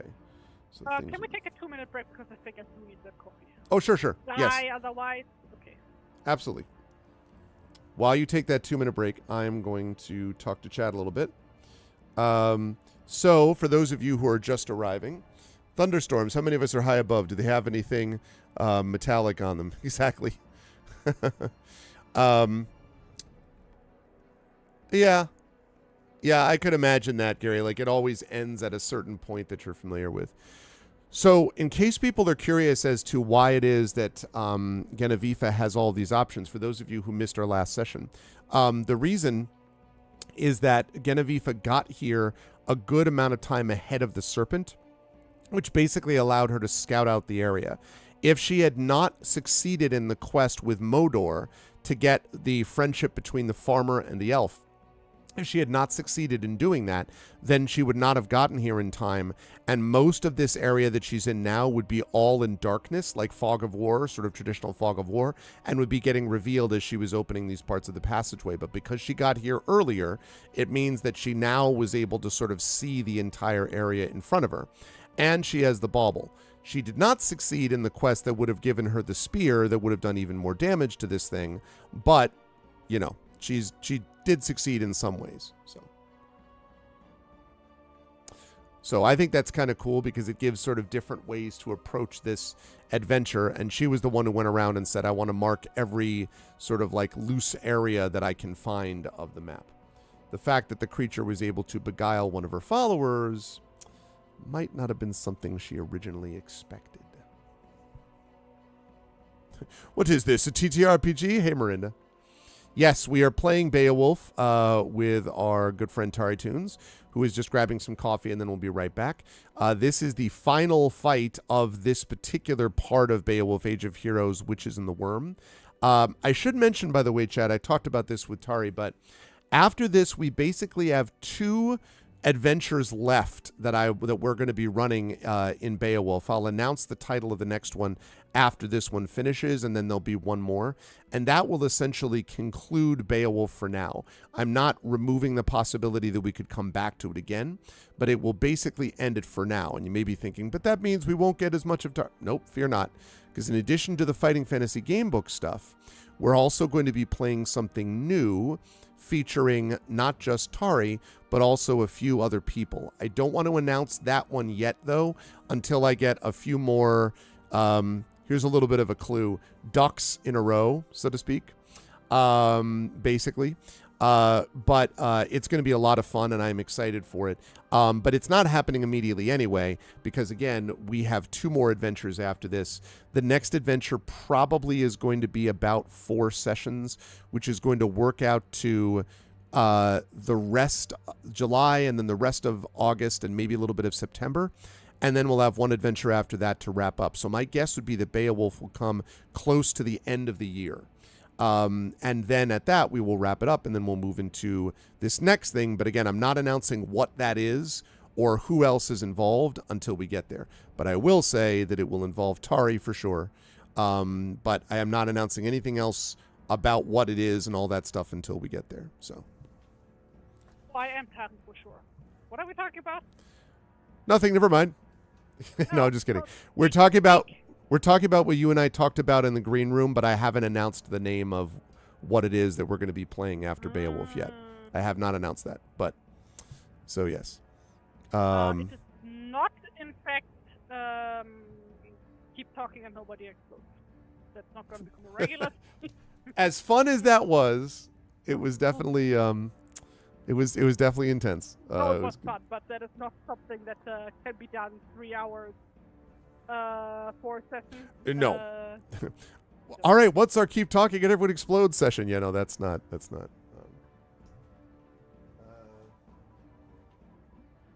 And also another painkiller.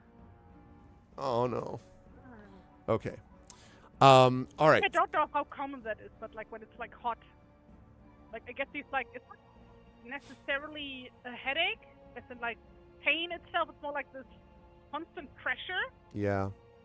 Yeah, it's like as if my brain is wrapped in a corset. It's not comfortable. No, I totally get it. Well, and I mean, yeah, maybe your brain is swelling from the heat. Wait, what? No.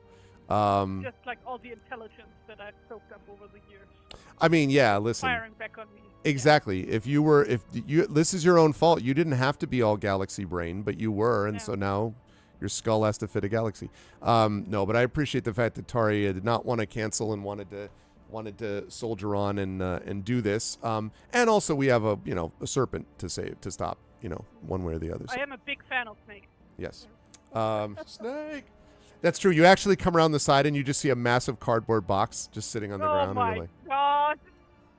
And then you go Rick and a big exclamation point. Cute. I'm your biggest fan. Please autograph. Oh man, good times. Yeah. I have to look into it. I bet there's a Metal Gear Solid tabletop role-playing game. I'm sure there is. I just don't know anything about it. No, there isn't one one. There is a board game in the style of Hero Yes. Quest, which I have. Yes. Very good. It's an incredibly good game. Very well made. Very complex. Oh, Jesus. Who makes that? And, Who makes the board game? I would need to check. I can go get it. It's up there on the cupboard. Is it like fantasy? Well, okay, but is it recent though? I guess is my question. Yeah, it came out last winter. Oh. Yeah, it's like brand new. Oh, gee, I don't want to make. Well, I don't want to make you run up and get something else, but you know. I'll be right back. All right. I'm curious. The Metal Gear Solid board game is you play with cardboard boxes. If there isn't, there is now. I mean, I've played. You all know that I love espionage stuff, and I have played before Wilderness of Mirrors, which is John Wick, not the assassin, but the game designers. Game that allowed me to do my assignment Impossible, which someday I'd like to do again with that. So, okay. Oh, check that out. Okay, so who's the designer? I mean, not designer, the company. The company is CMON. Is what? Say it again. CMON.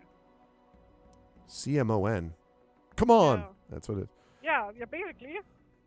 Huh. And like the lead designer is a guy named Emerson Matsuichi. Okay. Matsuuchi. I don't know what that means pronounced like. Very good. Incredibly good. To the Shadow Mages campaign. And there apparently is a really, really bad Japanese-only choose-your-own-adventure book. Is there really? Based on the first Metal Gear. Well, it's not based on the first Metal Gear. It's like an unofficial sequel to the first Metal Gear. But yeah, there is no translation of that anywhere. And apparently it's also terrible, so... Spectre Ops. I'm just looking at this right now. Stealth system is simple yet evocative. 14 linear scenarios. That's cool. Wow. Very cool. It's a really good game. Yeah, that's cool. Neat. Okay. Like, sorry if you about like Metal Gear and you like stuff like Hero Quest, you will love this game. I happen to really like co-op games in general, so that's why I was curious. Like the really fun part is that you can play this entirely alone.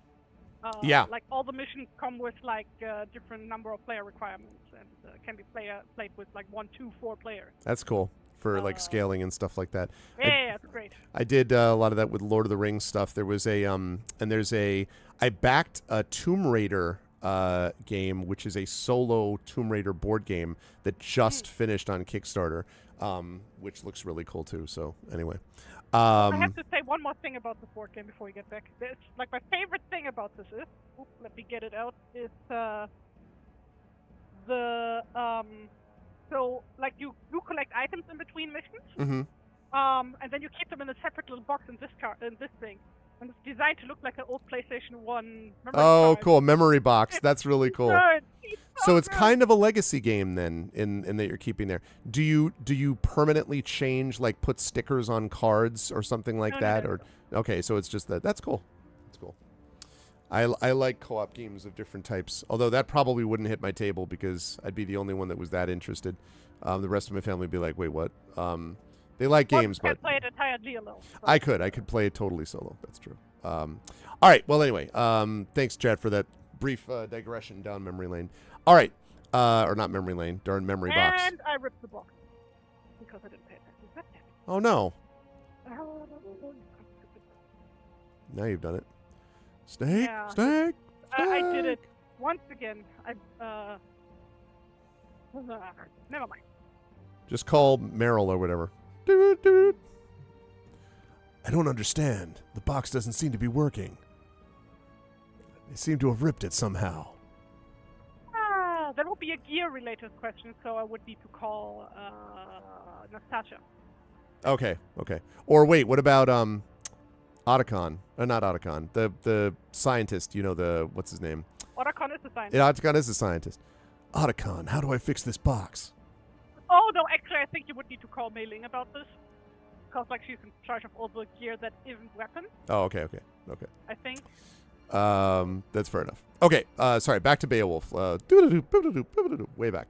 Okay, so Right. So the followers went. They are going to try to push things over on this wall. Okay.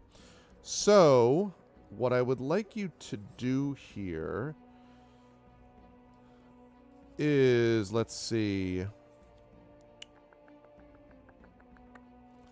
Collapse the tunnels.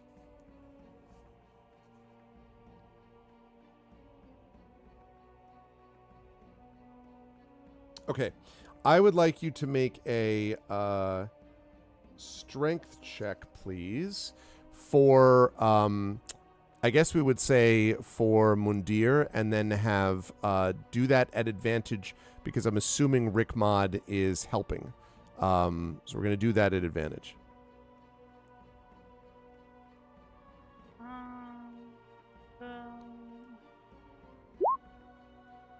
14? 14 or a 7. Yes, so the stone crumbles down, down on top of the creature. So I would like you to roll, please, for me, 6d6 for the damage. We're going to add 10 to it. Plus 10, so 33. 33 points of damage. All right. So it comes down on the beast. And make a note of that.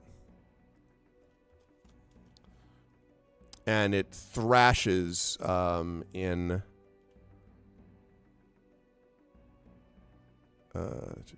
okay.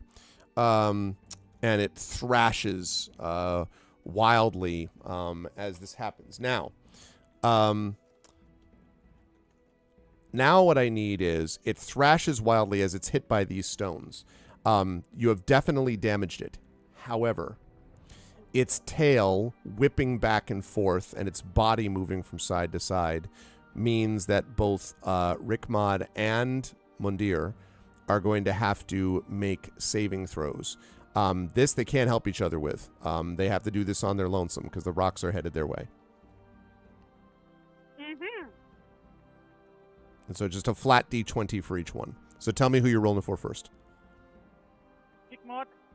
Okay. That's a 12. Okay, I'll come back to that. That's also 12. Another 12. That is enough. They are able to dodge out of the way, just. And the rocks sort of slam into the walls and so on. So they are there. Of course, the creature now, whipping its head around, now sees... so there's this wall no longer exists, okay, that's over here. And so now it's just a bunch of rubble, and it now sees them over the rubble. You still have a few other followers to take into account, but I do want to note that the serpent may react to that in a moment. So we'll talk about, you know, how that works in a second. However, you still have Guy and you have Galib to handle. So what do you want to do with the two of them? Well, Guy can't really do anything. Could be follower fodder, I suppose, but otherwise, yeah, not much. Yeah, no, that's not happening. I guess he would try and sneak further away. 1, 2, 3. Let's put him over there. Okay. I won't bother to ask you about a stealth check there because the rumbling means the serpent is paying 0 attention at the moment to that. Okay. What about Galib?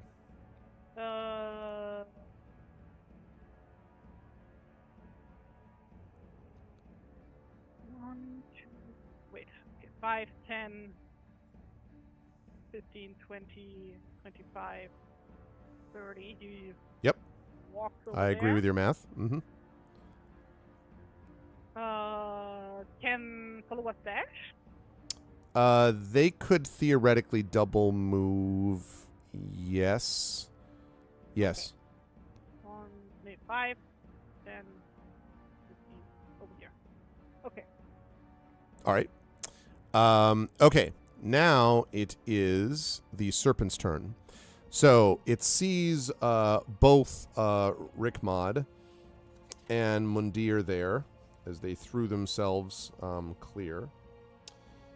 Let's see.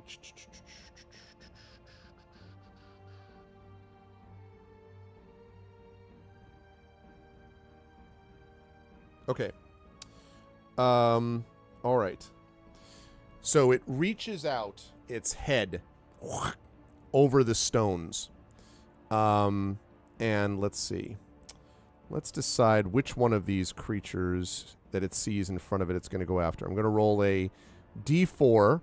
1 to 2 means the target of this is Rickmod. 3 to 4 means the target is Mundir. We've got a 3, so it is Mundir who is the target. All right. So let's see if it goes. All right. So I want to just point out that even though Pride Month is now officially over, technically do not kill either Mundir or Gali, because that would be invoking the bury your gaze trope, which is no bueno, so you can't kill them. I see. I think it says so in the book on like page. Yeah, I can. Okay. I certainly do not want to contribute to such a trope. I do, however, want to give the full faith, understanding, and commitment to these as fully realized all people who can make their own decisions about who they risk and don't. So it lifts, so it slithers over the rocks, just its first part of its body, opens its great jaws, and then closes them on Mundir and swallows him. What? Like whole. Yes, whole. Means may not be dead yet. I mean, he could do a date with it, so in Guardians of the Galaxy 2, the preview, like in the opening scene. Or you know, Mandalorian going after the big worm, and that happens also.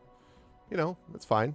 I'm sure all Mundir has to do is use his Mandalorian Beskar armor and his jetpack, and that should be no problem. Yeah, he definitely has. Which he completely has. All right, so the creature does that, and then its baleful gaze turns on Rickmod, but does not also double attack. You'll be happy to know. So that leads us to you, Genevieve. Now, I'm not sure. Actually, you probably. Baleful gaze? It's more like his belly full his of gaze. Wow. His Mundir full gaze. Know what I'm saying? All right. Only class A jokes here. It's the best possible option. And what's great is that these snake jokes all scale. All right. So, Genevieve, I was about to say that I don't know you could see it, but actually, since it sort of turned back and then looked over and then kind of moved its head over the rocks, I think you might actually been able to see that where there were once Rickmod and Mundir, now there is just Rickmod. So I think you might have seen that something has happened to Mundir. But it's your turn. What do you want to do?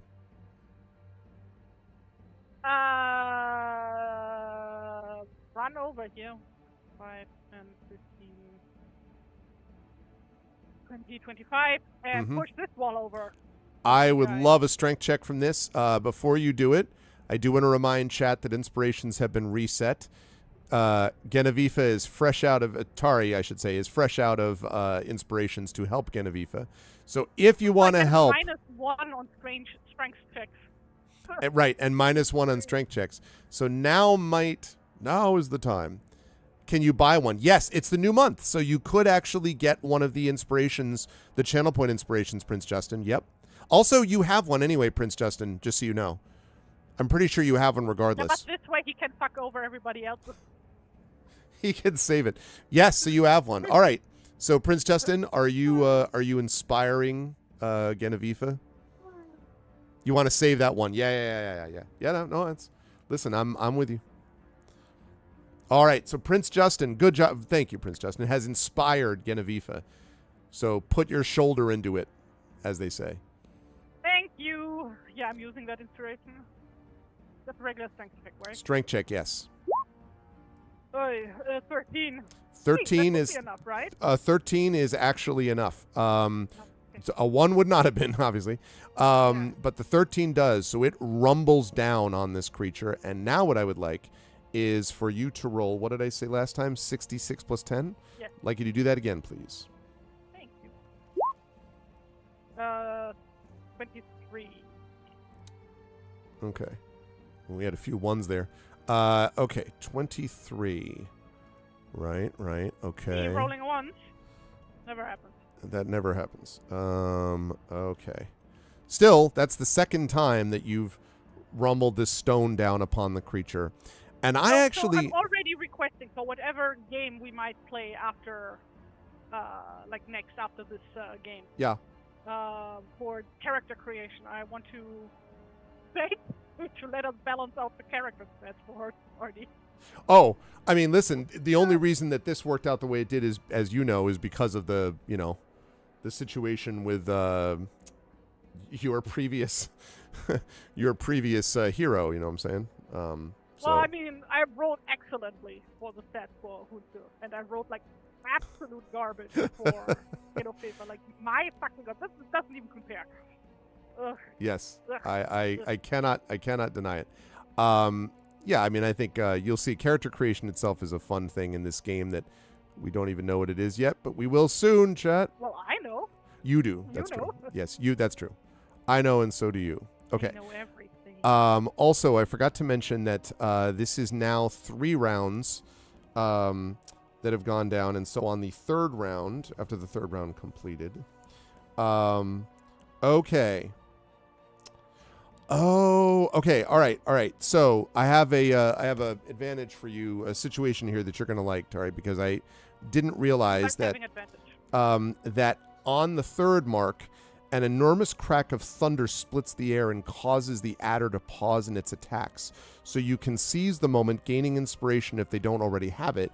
And if they do already have it, a token is added to the hero pool. So that means that I'm going to let you have an inspiration now. So we still used Prince Justin's, but it means you have an inspiration sitting there for use. I still have mine, of course, sitting there. That's a hero pool. Yeah, but you can still. Yeah, but that's yes, but you can still use that for the traditional inspiration ways. So yeah, that happened after the third one. So good stuff. Also, thank you, Prince Justin, for the Inspire, as I mentioned. All right, so that was Genevieve, who went and knocked that down. Creature is looking at you. Also, I have a little bit of... Wait, I still have one thing of movement left, so I'm going to... You do have a little bit of movement, just that much, yep. I was going to say also that you don't know, there's a lot of stone and rock now on top of the serpent. That may not slow it down. We'll see what it does. It might slow it down briefly, but not for long. We shall see. All right. So that was at the end of the round. Okay, so that was 3 that I was doing that on. Right. So now we're up to used up 4. So we're just passing 4 now. As the followers are going to get to go in a minute. All right. But first... Okay. On Mark 4,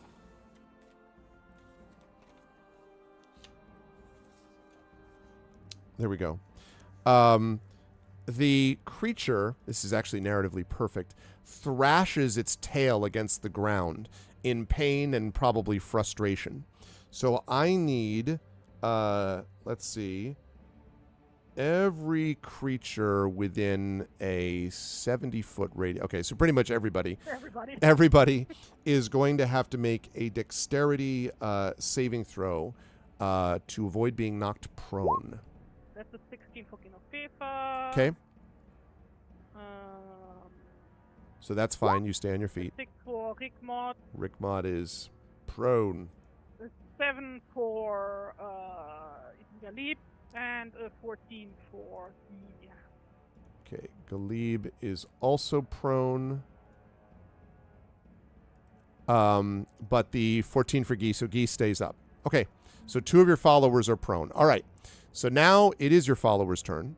So what would you like them to do? Obviously, Rickmod and Galib can get back up, but they won't be able to move this turn. Or they could stay on their, back and do something awesome when they're lying down, I guess. So is the serpent currently stuck in place? Hard to tell how much the rocks will slow it down. It might slow it down for a turn, but you're not 100% sure. There are a lot of rocks on it, but it thrashed its body around, which obviously dislodged some of the stones. So not sure. Yeah, so the other guys just get up, and then Rigmod's gonna 1, 5, 10, 15. Because half movement, right? Also getting up. Well, technically, the way that we do it is that when you're prone, you uses all your movement to get back up. But I'll allow this in this case if that's all you're doing is just having her move. Yeah. Okay, so that's fine. What about Galib? Yeah, also good. Okay. Up and away. Well, not away. Stand up. Yes, and he's staying where he is, though? Yeah. Okay. What about Guy? He already moved. Kept sneaking. Oh, okay. All right. So now we have to talk about the one follower, which is okay. At the moment, I will tell you. You don't know the details of this yet, but at the moment, I will tell you that Mundir counts as spent. What the sort of long-term impact of this is unclear, but at the moment, you don't really have access, literally, to him. Well, So, I mean, he's inside a big monster. Right. So, I didn't think you'd be too surprised, but you know. All right.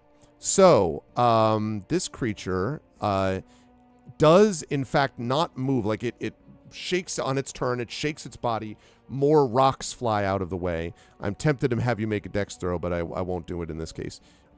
Instead, it turns and its head, but because it is where it is, it can try to...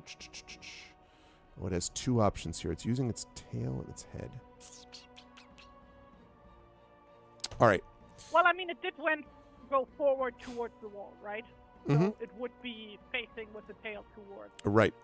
And towards Genevieve, and that's... Yes. All right. We're looking at an 18 to hit, Genevieve, as it thrashes its tail at you. Yeah, that hits. Okay. So, by the way, you're at 21 out of 35 is what I had you for hit points. Is that what you have, or am I off? No, that's right. Okay. So how much damage? I'm working it out now. No damage, because you can't figure it out. Okay, next. Yeah, sure. No, that is 12 piercing damage. Ouch. And I need you to make a Constitution saving throw because this thing has a sting. Sting? A sting. Sting. That's a 15. That is enough. So you were only going to take... If don't I have like a thing about poison? I don't know. Do you? Venom, pardon me. Venom, not a poison. Oh, yes. Well, from the tail, I guess it would be venom, huh? Isn't the venom in the fangs, though? Or is it the other way? Venom is just something that is injected into you. Poison is something that you ingest. So, right. Okay. That's fair. Yeah. So you are... you are... I have advantage on this roll, so it would have been a 17. Okay.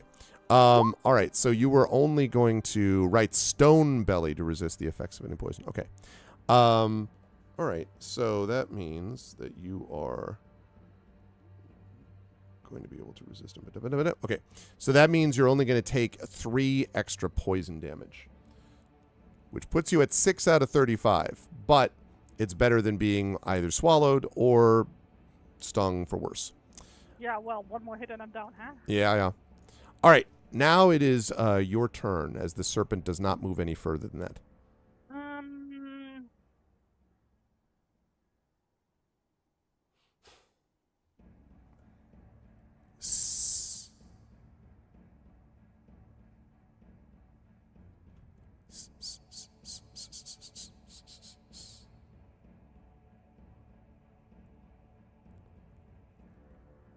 Snake eater. Ba-da-da-da-da. What a thrill. Okay. No. I'm using my item interaction to get me bow out. Okay. I'm gonna move 5, 10, 15, 20. That'll be here. Yep. Over here. Perfect. Yep. Then I'm gonna shoot at this guy. Shoot it. Okay. With me ball. I'm assuming 11 does not hit. 11 will hit. This is Oh! actually not it. Oh, because Yeah. it's so massive. Because That's it's why so the massive. armor And comes the scales are not, they're not actually dragon hard scales. So, yeah. I was waiting for you to do that the first time, be like, oh, you know. What damage? Because That's a 7. 7. All right. Yes. So it strikes solidly beneath the scales, and you can see the thing is still sort of like sweeping around. But yeah, it is not. You have you're hanging in there, although it does a lot of damage every time. Okay. And then I move my remaining 10 feet over here. Sounds like a plan. All right, that's going to bring us to the top of the round.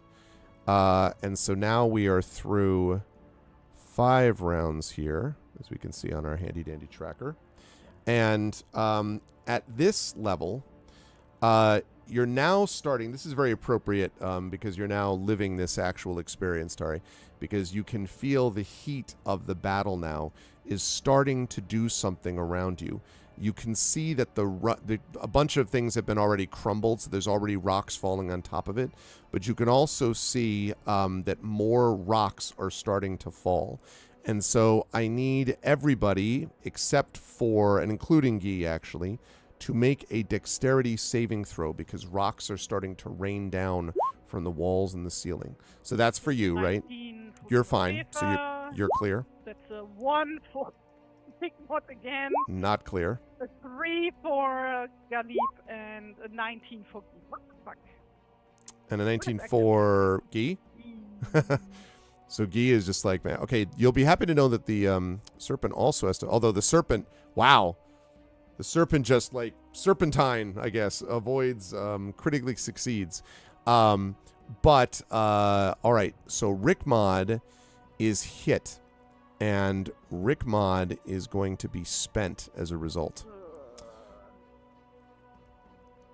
Rickmod, you've been spent. And guess who else is spent? Galibo also missed. Everybody spent. Yep. Everybody's spent. It's you verse, apparently. Oh. Okay. But you have damaged this thing a lot. So, but yeah, the barrow is becoming increasingly unstable. All right. It is now your followers' turn. They are all spent, but you could technically at least have them move if you want, except for the one that's swallowed. I want them all to move outside. Okay, so Rickmod's going to move outside. Yeah, she can. The exit, right? That's basically as far as she can get. Yeah, and you want Galib to do the same. Yeah. Okay, and Guy, which way? He's just gonna run now that everything is collapsing. Yep. Oh wait, he would run in this direction actually. So 5, 10, 15, 20, 25, 30. Okay. Oh, dashing actually. So. And he can sneak through that opening.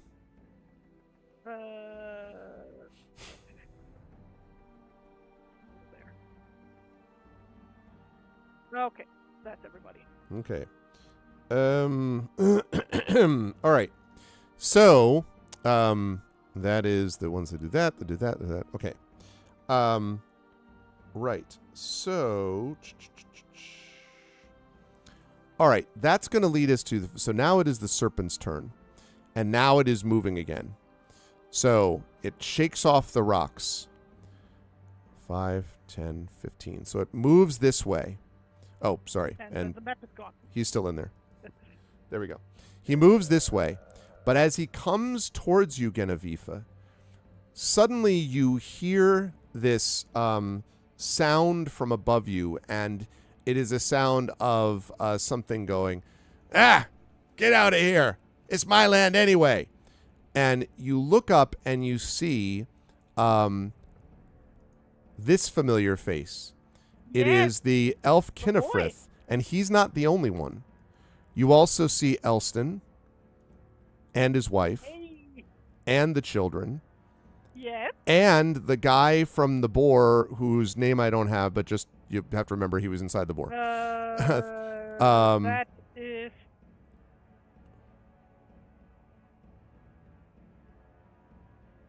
Samhain? I think that's right. All of them are there throwing rocks and sticks and stone. And the serpent, which is like, and the reason they can get to it is because a lot of the roof is caved in at this point, even more than normal. So they're throwing things at it, and it... So it is completely distracted and does not do anything this round other than just sort of like whip its head around. Which means, Genevieve, you're there in front of it. So they are giving you a moment. So I have a turn? You have a turn. Or... This is your turn anyway, but it is completely distracted from you for all the implications it has. Number one, it's not attacking you. Number two, there may be other implications for it being distracted. How hurt does this guy look? Pretty hurt. You see a lot of like ichor sort of coming from its scales. You can see a lot of bent in and like, bruised portions of its body where the stones hit. I mean, it's had 2 cave-ins on it and it's been hit by your arrow. So, yeah, fairly hurt.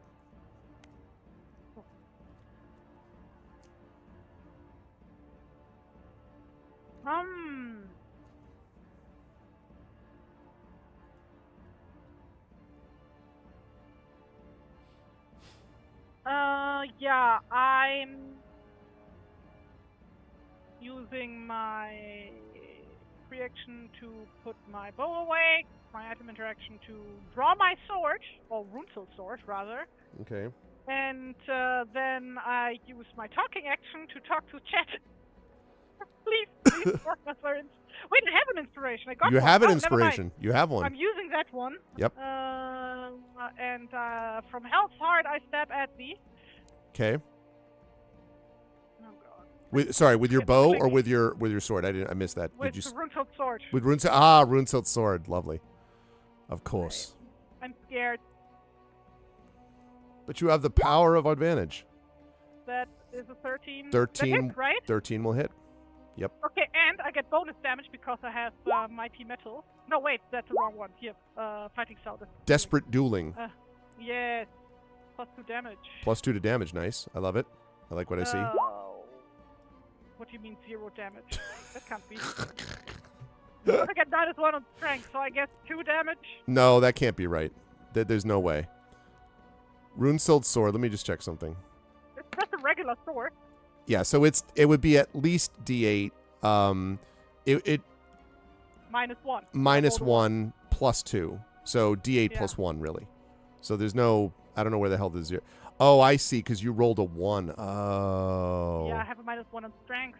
That's why. All right, so -1. But so that means you did 1 point of damage to it, is what that means? No, 2. 0 plus 2. Oh, right, yeah, yep. Because, right. Well, no, because the 1 minus 1... Oh, yeah, no, you're right. Yep, it's 2. Okay, so you do strike into it. I'm bad at math. Yeah, I know, right? Okay, you strike into it. That's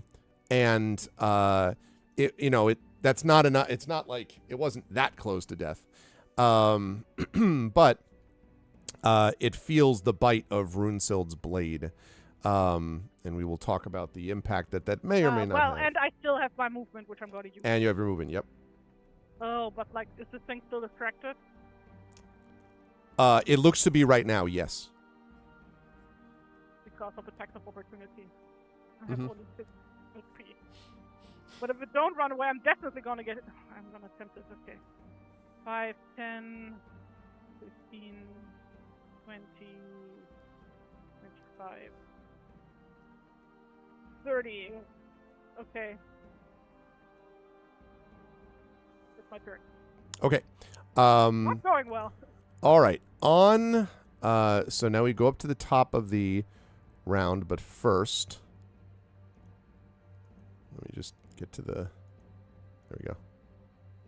Copy. Paste. All right. There is an ominous rumbling of thunder from beyond the barrow, but nothing different happens. Only got a round, and before sundown hits as part of the normal, process of fighting it. Okay. First up to act then are the followers. 2 of them are already outside, Rickmod and Galib. And one of them is swallowed and is not appearing in this picture. And the other one is Gyu is running for the southern exit. So I guess the follower to the south, I guess dealing with Gyu would be what you'd want to deal with, right? Oh, yeah, that's right. Yeah, he's just going to run outside. Yeah. Okay.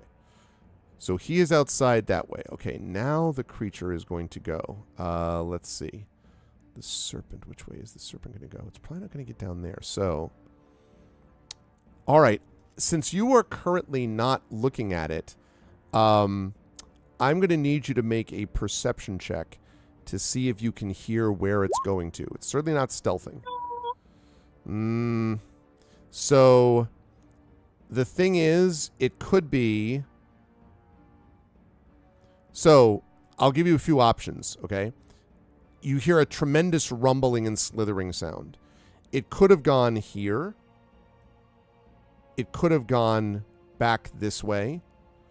It could have gone up here. So basically, you have to take a guess.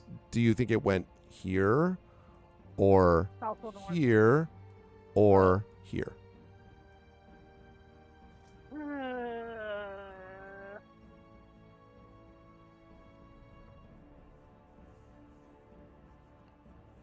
Does it count as the creature hiding from me? Say this again. What did you ask? Basically, does it count as hiding? No. It's moving somewhere, but definitely not for hiding reasons.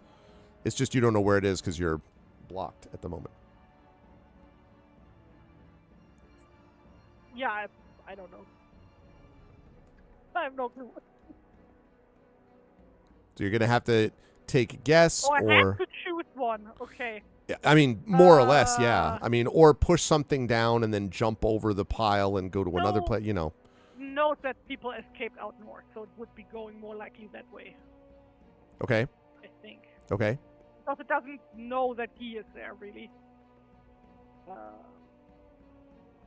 So that means you're going to head this way? Is that the plan? I have to move. Yeah, it's this is because this is you moving. Oh, it's my turn. Okay. 5, 10, 15, 20, 25. Oh, wait. Can I see, like, when I walk past here? Because, like, I can see through here. Can I see, like, anything having moved? Yeah, it's not there. This is not where it is. I'm just not showing you where it is. But Okay. it's not there at the moment. Then that's my movement. So you're going to stop there? Yeah. Okay. That's fine. I'll hold my action for if it comes into reach, I'm going to stab it with my sword. Okay. Because and remember, you will not be able to come in here. It's too narrow. So if you wanted to position yourself to like stab it, it would be here. Okay, if you wanted to do that. I'm going to switch weapons to my bow. Okay. And then hold my action to, if it comes into reach, Gotcha. shoot it. Gotcha. Okay. Okay. So that's going to bring us to. We are now on. Oh shoot! That's not what I wanted to do.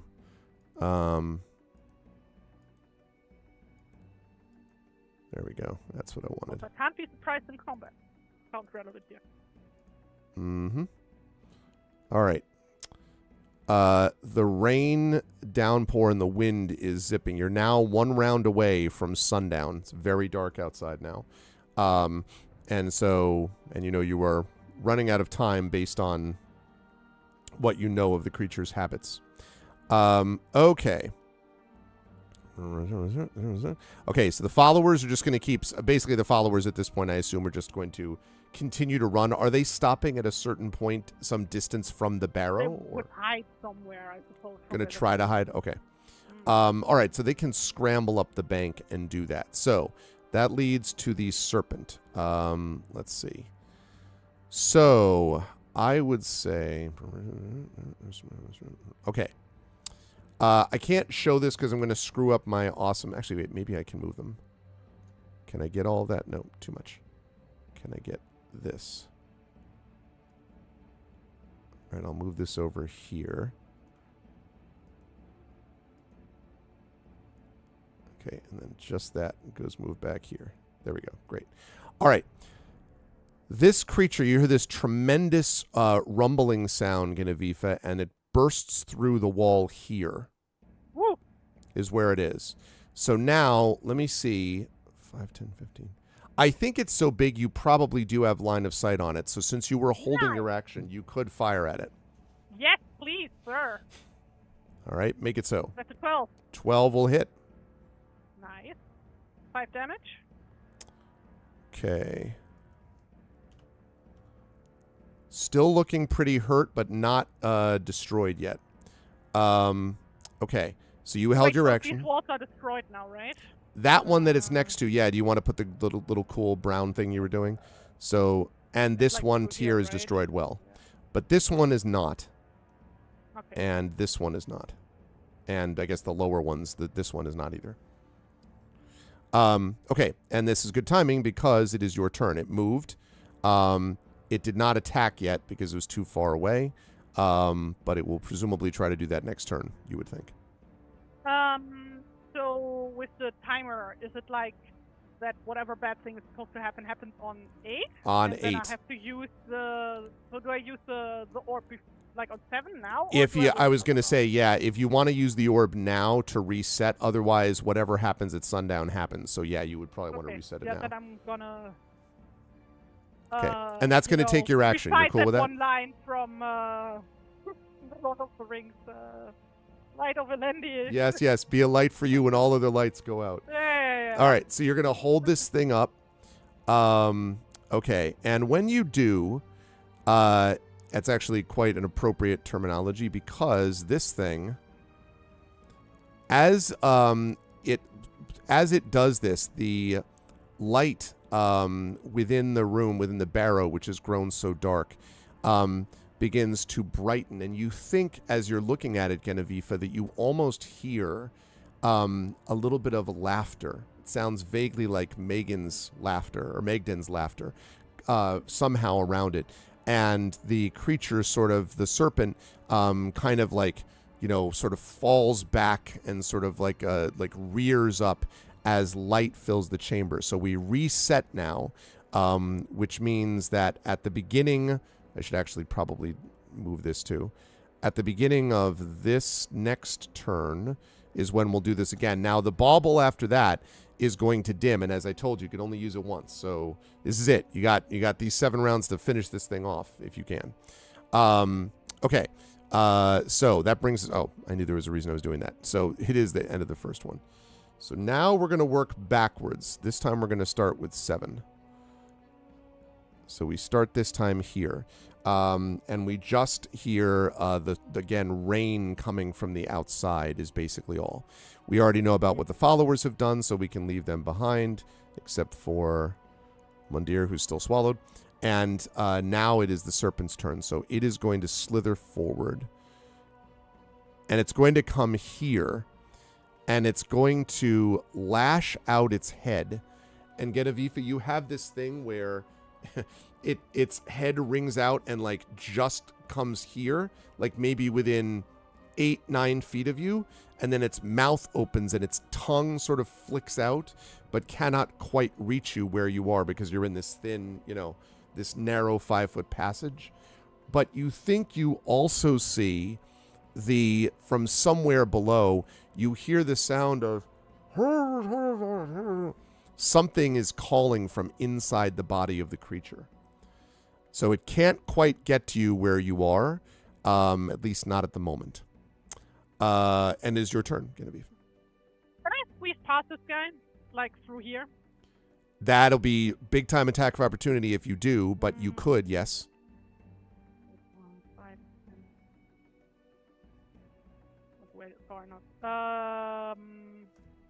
I shoot him.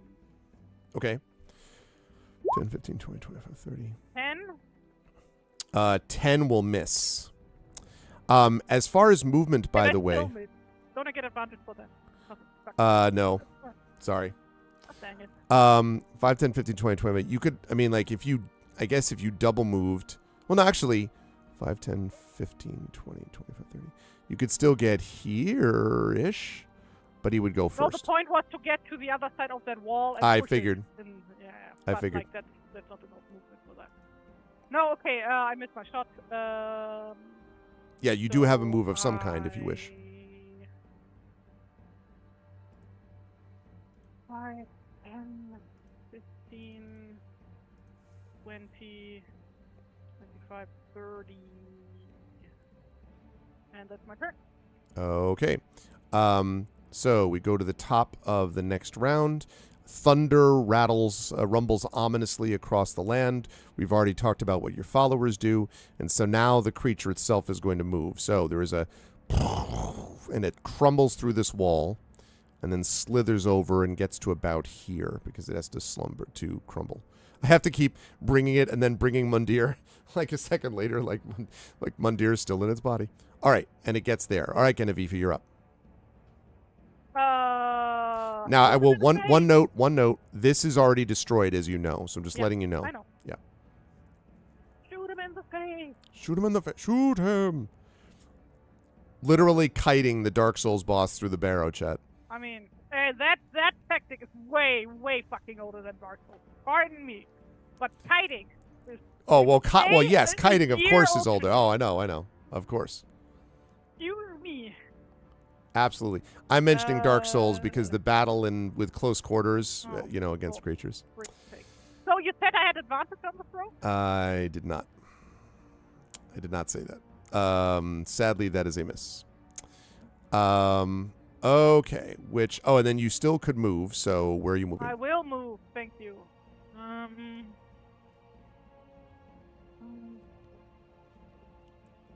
Well, even if it does break through that wall, it still can't get to me, can it?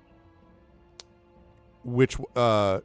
You talking about this one here? Where I am now, like it can't get to me, right? At the moment, that's right. Although if it goes around, it could get to you through here now because that wall has been collapsed. Yeah, but that takes a while, so I'm just going to stay True. here. Okay, fair enough. All right. So we go to the top of the next round. And again, more rocks start to rain down from the top of the barrow. So I need you to make a dexterity saving throw, please. It also needs to make this check.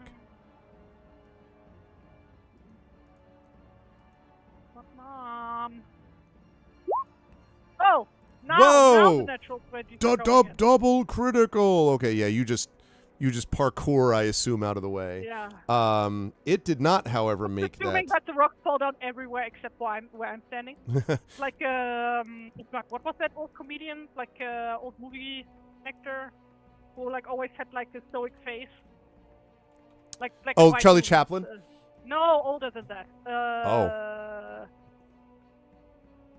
Jeez, I don't know. Buster Keaton? Keaton, thank you, yeah. It is Buster Keaton. With the house. Yeah. I was thinking of the little umbrella above the, Oh, that's also good. Okay, so now you don't see, but it's possible. You don't know whether it made its saving throw or not.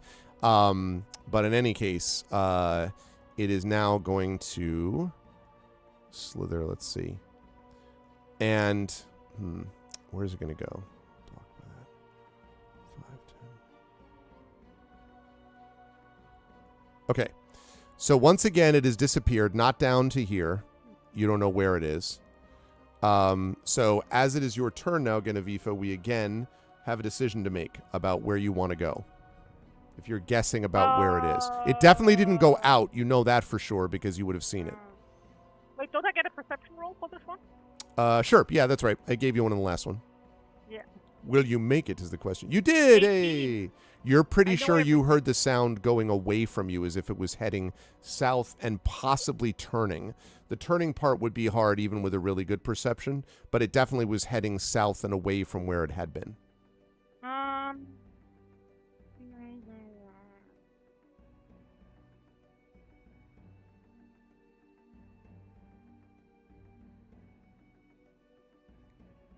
It's gonna... Either it's stalling for time, which I doubt.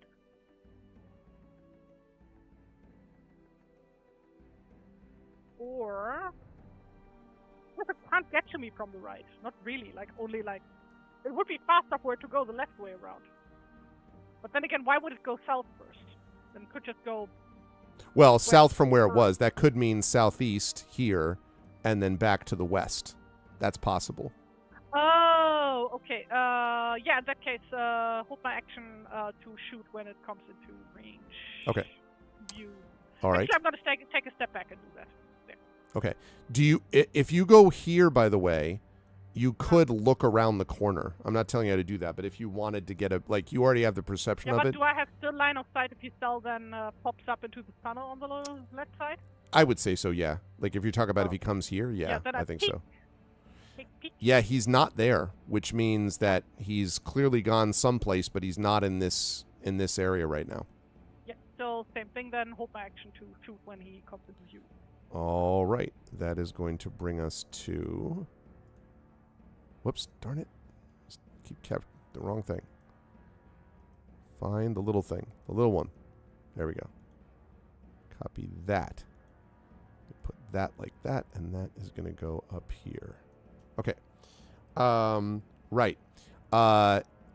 Something huge thrashes against the ground, and I need you to make a dexterity saving throw as it does so, as the floor rumbles and shakes. 14? That's enough. You barely manage to keep from being thrown prone by whatever this thing has been doing. Okay, we already talked about the followers, so it's going to go... Okay, so it now suddenly appears here, slithering over the top of the rubble here. So Shoot. you could shoot 22. it. Yes. 22 will absolutely hit. 4 points. 4 points. Starting to look extremely hurt, but not destroyed yet. My fucking God. Big boss guy. You die? Why won't you die? Okay. Right. So that was its. That was your held action. Keep forgetting to mark up ammo. I'm just gonna mark up 3 arrows, which sounds about right. Okay. That was your held action, and it's now your turn actually. So you see where it is. Shoot. Okay. Fire again. 20. Yes. Unnatural. Hit again. 3 points of damage. Ah, man. Second verse, same as the first. It keeps, you keep like ping, ping, ping, ping, ping. You keep chipping away. Say, oh yeah, that totally was enough. Exactly. It was almost dead, but it was just 3 points away. No, sadly not. Okay, that was on its turn, which means... wait, then I'm gonna move. 5, 10, 15, 25, over here. Okay. And you lose sight of it there. That's okay? Yeah. Okay. All right. We're running low on time. Second. Yeah? Because where I was standing, it couldn't get to me, right, without going around. Right, although, it pretty close, though. I mean, probably not, but pretty close, because this area here has been destroyed, and the whole rock area now is starting to look pretty loose. It could probably smash through the remaining area of that spot, you would think, on the next turn. Okay, then, yeah, I'm staying, then I'm good. This one around. Okay. All right, so now running low on time, chat and Genevieve. I don't mean in the session, I mean in the game. As the sun, again, the light of the bauble is fading, a huge crack of thunder splits the air, and for a moment you hear this hissing coming from elsewhere in the barrow, pretty much where you left it behind. You don't know what that means, but you don't hear it coming any closer. Whether that means that you have an opportunity is uncertain, but it does not, on its turn, move any closer to you. At least you don't see it. So it's my turn again, yeah? Yes, it is your turn again. Then I'm going to move back where I was. Do I see it? Okay. Combat moves very fast when there's two people fighting it, basically. Okay, yes, you can see it, and you see that its head is sort of swirling around as if it was, again, distracted by this crash of thunder. Okay. Now, dear chat. And you have, incidentally, you have inspiration on this already because of the crack of thunder, yes. Oh, you didn't mention that, never mind. Yeah, this has happened one other time in the fight. It happened the first time when we were going the other way with the sun. Now we're going back, and so you've had this moment again. Yeah. Okay. Yeah, I'm using this inspiration for shooting it at the... Okay. Oh, I needed that. Woo! That's an You 18. sure did. That will hit. Yes. 5 points. Okay. Come on, Gregory. It is now. That's it, right? It is not quite destroyed, but it looks incredibly hurt now. Just hissing, like ichor coming out of everywhere. It's just bad scenario for it. Scenario. Bad scenario. Okay, so you moved up to it. Are you going to stay where you are or move Yeah, out? I don't have any movement left. Okay, that's right, because you moved up there, right? All right. So now we're up to round. I swear, if you kill me, like when this guy has 1 hit point left, I'm gonna kill you. Now a mighty thunderstorm. The thunder again. The rain starts to pour down, flowing in on you from the barrow, from the outside of the barrow, and you can see now, in addition to the previous water, like the floor is just slick and messy. We'll talk about what the impact of that might theoretically be. This thing is now going to try to act, but as it moves towards you, it is dealing with difficult terrain. So it can't quite get to you because of this rain. So it is your turn, and you can see that it's moving towards you. This wall is not going to hold, though. Like it's definitely not. You are out of inspirations now from those. I need it. All right, chat. What do you think? There is one remaining Arvanaut inspiration point. If anyone has 50,000 channel points, there is one remaining one of those to use for this month. Prince Justin used one already. Or you could do the more traditional one, which is to support the Patreon or sub to the channel at a level. You can do it. Can you do it again? Do it again. I guess I'll allow that. Normally I wouldn't, like at the same time, but sure. Sure, Prince Justin, you could do it again. I will allow that in this case. So Prince Justin's going to redeem that one. So all the channel point ones are used up for this month. July 1st, we used them all up. If I&B gets mad, or Expedition. All right. Thank you, Prince Justin. You have been inspired again, Genevieve. Okay, I'm using that to shoot with the face. 16. 16 will hit. I swear to God, Greg. 4. That has to be enough. So you strike it out. If you had hit 1, I would have been like, okay, so so it kind of rears up, and its mouth opens wide, and you fire at literally as it's almost as if the light from the bauble is trailing behind the arrow, as the bauble's light fades completely, and the arrow shoots up into the massive creature's mouth. And it slides to the ground, and you can see blood bubbling from it. And the creatures above you, the ones that came, Kinnefrith and the rest of them, are all looking down, and Kinnefrith says, "You won't be able to regenerate that. How's it feel to die without the sun?" And you realize that you have killed this thing just before, and I'm literally saying just before. You can look at the map for yourself. Just before this thing would have hit sundown, at which point it would have been restored with what I find very funny, by the way, snake fat healing. But it is not snake fat healed. And as the thunder rains down, the creature's great body lies before you. Pippa tosses her bow away, grabs her sword, and calls for everybody, "Help, help, help!" and runs to the creature to cut it open to get Mundir out. Yes, and slicing open its body, you can see that Mundir, covered in sort of filth and just all this sort of goo, and looking much the worse for wear, but not dead. Mundir sort of pulls himself out. Galib, of course, embraces him. And there is a moment where your followers, looking exhausted, spent, injured, the whole bit, come down with Kinnefrith and the rest of them on the body of this thing. I agree, by the way, Prince Justin. It cost you 100,000 channel points, but you did help Tari this session. There's no question about that. I think Tari would agree. Thank you. You are the MVP. Like, I would have not survived without your help, Justin. And as the creature is there, suddenly the thunderstorm abates and the rain stops, like very suddenly. And as you all sort of are standing looking at it, you suddenly feel, I think, a presence from above you, probably.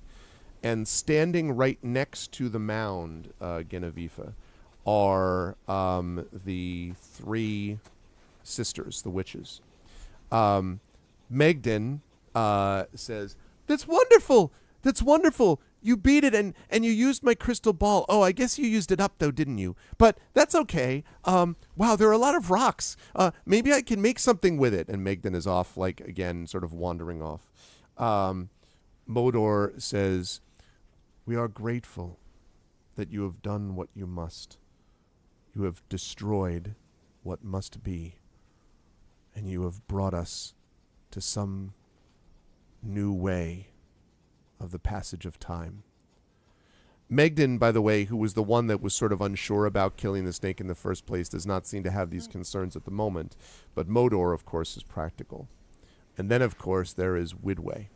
And Widway says, "Well, even though you weren't able to defeat a simple bandit, it seems like you did what you must against this big snake. I wonder what is inside." Now, it's already kind of cut open, that you've done. But she goes over and reaches out a bony hand, and immediately the flesh. And I want everyone to think about, if you've ever played Skyrim, what happens after you defeat a dragon. Just the flesh withers away, revealing its bones. And it's just open. You see this dead skeleton. Reduced to atoms. And the bones remain. The skeleton of the thing, to the extent that it has one, remains. Modor then approaches, and she shifts her sleeping babe from one hip to the other and reaches into the broken open cavity of the adder's skull. And within it, she raises up a hand, and you see something undulating on her palm, Genevieve. And then you realize that you are looking at a tiny baby snake. Ooh. And she coils it up and puts it in a pouch at her belt. Megden, who has now discovered the rocks and so forth and has built up a couple, says, "Can I have my ball, my ball back? My crystal ball? I know it's dim, but it's okay. It'll get bright again. Can I have it back, please?" Yeah, I left it over there. I think it's like, it's been okay if I'm completely covered in like dust and blood and giblets and whatnot, like supposed to retrieve the crystal ball where she used it. And so she kind of takes it from me and says, "Oh, it's kind of dirty, but well, that's okay. I'll clean it." And she puts it away, sort of like looking at it. And then Modor says, "You will be free to go. But before you do, your bravery deserves one other thing from us." And she reaches down into the rubble around the bones of the snake. And she pulls forth an ancient stringless bow. And the bow has runes you can see that are carved all around on the outside. And you can see that even though it must have been buried here for a long period of time, it looks ancient. But it also looks very, very functional once you get it strung. So you need it. This obviously needs a craftsperson to kind of put it together. But she hands it to you and says, "This is something worthy of your talents, I think." And Widway says, "Yes, something which is worthy of your talents. I name it Adder Tongue." and she looks at it, and you think maybe it's just a trick of the light, Genevieve, of the fading light, but you think you see the runes glow a little bit when she says that name. If you can get this fixed by a craftsperson, which we can talk about during the next adventure, this is a +2 bow, +2 weapon. Like what kind of bow? Like a hunting bow? Or it's a longbow. Longbow. I think it's basically no. A hunting bow is what you've been using, right? It's a hunting bow. It's a +2 hunting bow. So, not to be again that person, but bows are usually unstrung, and you string them right before you use them. So FIFA knows how to string a bow. Yeah, but but this is pretty stiff. I mean, you'll see, like the draw weight and so on. Like you this may need some professional looking at. I mean, you know, I'm sure you know how to string a bow. I'm not sure that she's done much in crafting bows. Maybe so. I know how to string a bow. Like me. You personally, yeah, I know, but no, you can't have player knowledge. How do you know that? So have I, but you can't let player knowledge and character knowledge come into play. Not difficult. So they look at you, and they say, "But your ship awaits, and we must have this land returned to the way it was." And Kinnefrith sort of looks at you and says, "You ought to go. This isn't the land for you. Not anymore, anyway." And the farmer, Elston, and Baba, his wife, and the children all sort of nod solemnly as they look at you. Is it all right if I take a bath before I leave? And she looks down at her. You get and then looks at Mundia. You and get everybody. Yeah, exactly. You think you'll get the chance to be able to do that certainly by the coast. Well, was thinking going by the river. Mm-hmm. You could do that. Yeah. You can do that. After your bath, when you return to the ship, you see that the mist has lifted, and you can now see the open ocean laid out before you. But also, when you reach the ship, you find your crew is in a state of some excitement. And they show you that after the huge thunderstorm that was just going on during your battle with the adder, there was a carved ivory chest that was revealed on the beach when the sand was washed away. And it was full of gold and silver and copper ingots. And you'll be happy to know that it is worth 3 times more than you would normally need to pay your followers and upkeep the ship. Nice. So I get how much?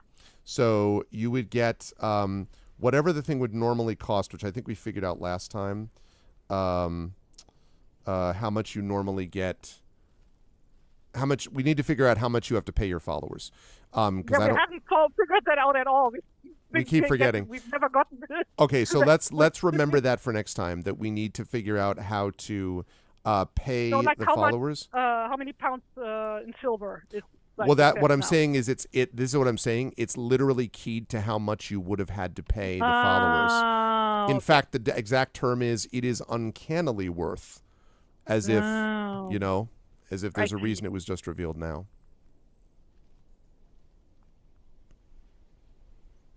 Okay.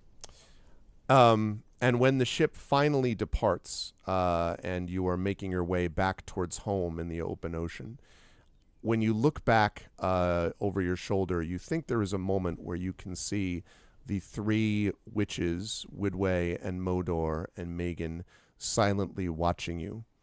And Megan may raise a hand, and then the mist rolls in over the land. And for a very slight spoiler chat, having sailed away, Genevieve would never find this strange land again. But what happens next, we shall see in the next adventure. Bad, because he did say he wanted to come back to the farm to see how it's gotten better. Yep.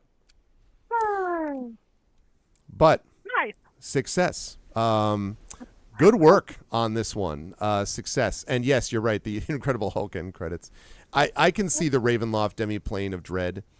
Yes. The whole thing felt like that even from the beginning, it seems to me. But it's really Well, in I that mean, area. like, Ravenloft is based on other stuff. Let's not forget about that. There's very little original stuff in Official D&D. That's very true. Oh, also, one important note as well is you are now officially level 5.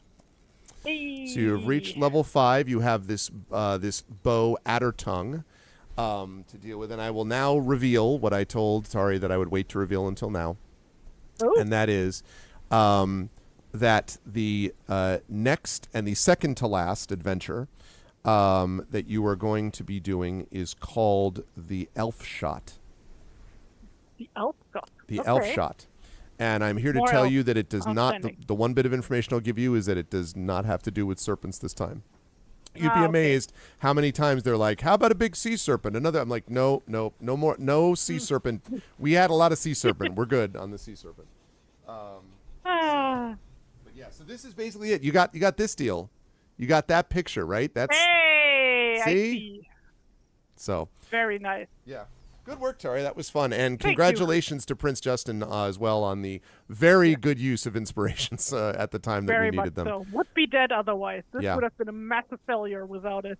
Yep. But also when you mentioned the runes on the bow, because like on historical artifacts we have that do have rune inscriptions on them. Yeah. The runes should say the name of the object. Like we have combs that have the word comb written on it. So it just says bow. It just says bow. Great. Well, it's like usually either has like the name of the object or what we assume to be the name of the owner or the person who made it written on it. Yes. So then it says Snake's bow because this whole thing is Metal Gear apparently.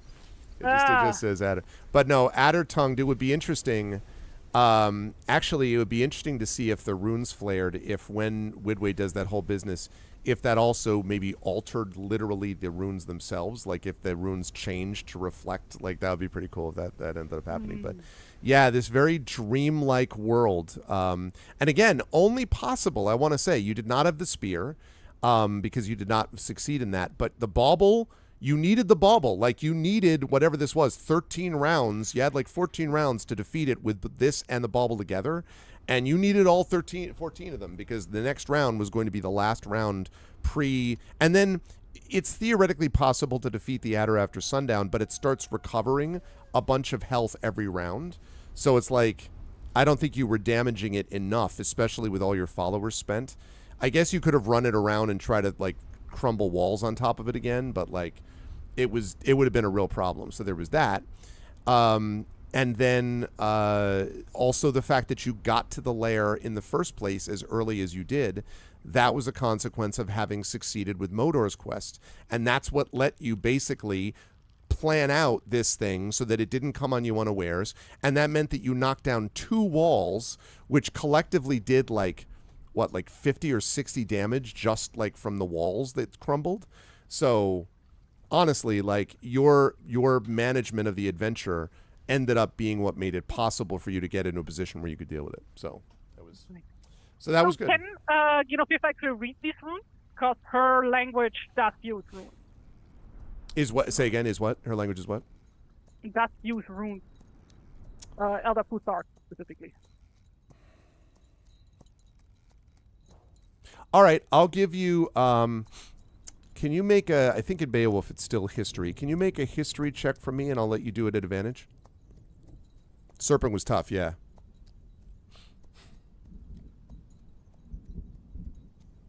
No, it's legend, not history. I'm pretty sure that they replaced history with legend. So make it legends, yeah. So that's fine. Yeah. That's a 19. I think you would be able to read that it would say essentially. No, it doesn't say that actually. It says. So what it literally says is tongue of the snake, and the tongue of the snake clearly is written in runes that look to be newer than what you would have expected the barrow to be in, which is what lends credence to the idea that I mentioned that maybe literally Widway just changed the runes that were on the bow. So she said adder-tongued and then named it the tongue of the snake is what the runes say. So, yeah. But good work, Tari. How did you you did it? You made it? and Did it? you got to level 5 despite everything and all your followers being spent and one of them being swallowed and all that kind of stuff.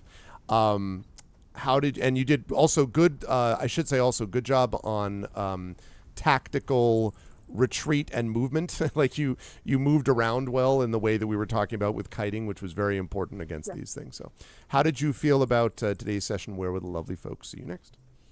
Well, this was very intense.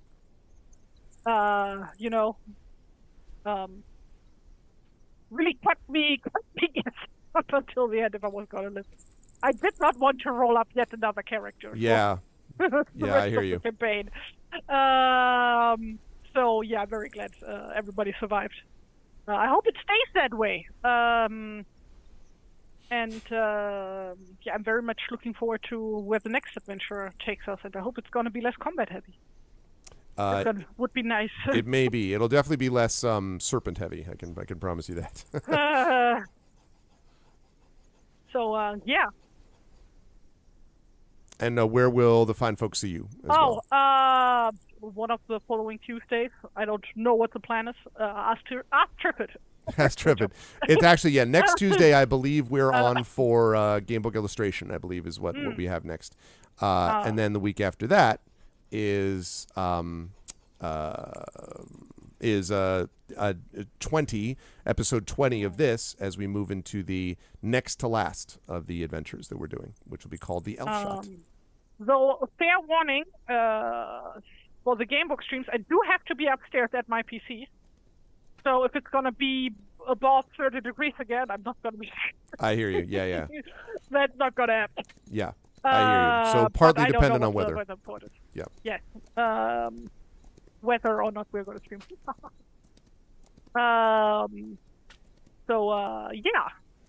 Besides that, people can find me on the internet, on Tumblr, on Kara.app, and on Blue Sky at TariToons. And also I have shop on Gumroad, also under the name TariToons. And also commissions are open. Fully open now, not just heraldry stuff, so I do also do heraldry. For more info, you can find all of the necessary info on my website, taritoons.de, pardon me.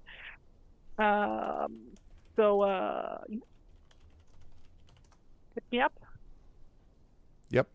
And I'm putting up a couple of the new emotes that Tari has just provided the channel. Look at all that. Arvany Rise. The new emails came on. Arvany Smile. Oh man, the people have been loving the great stuff. Arvany Sports. So how does the reveal go anyway? Yeah. Oh, it was great. They because once they were looking at it, they're like, that's adorable, that's amazing. Prince Justin has got loves the Arvany writing that just got put up there too. I've been using that one too, actually. Yeah, these are great. Chat was very pleased, and I was like, see, that's the kind of extra value you get here for these. And so so weird that there is no standard emoji for taking notes. You can do the notepad emoji and the writing emoji, but that doesn't really convey the same meaning as writing down notes, right? Exactly. So now we have that.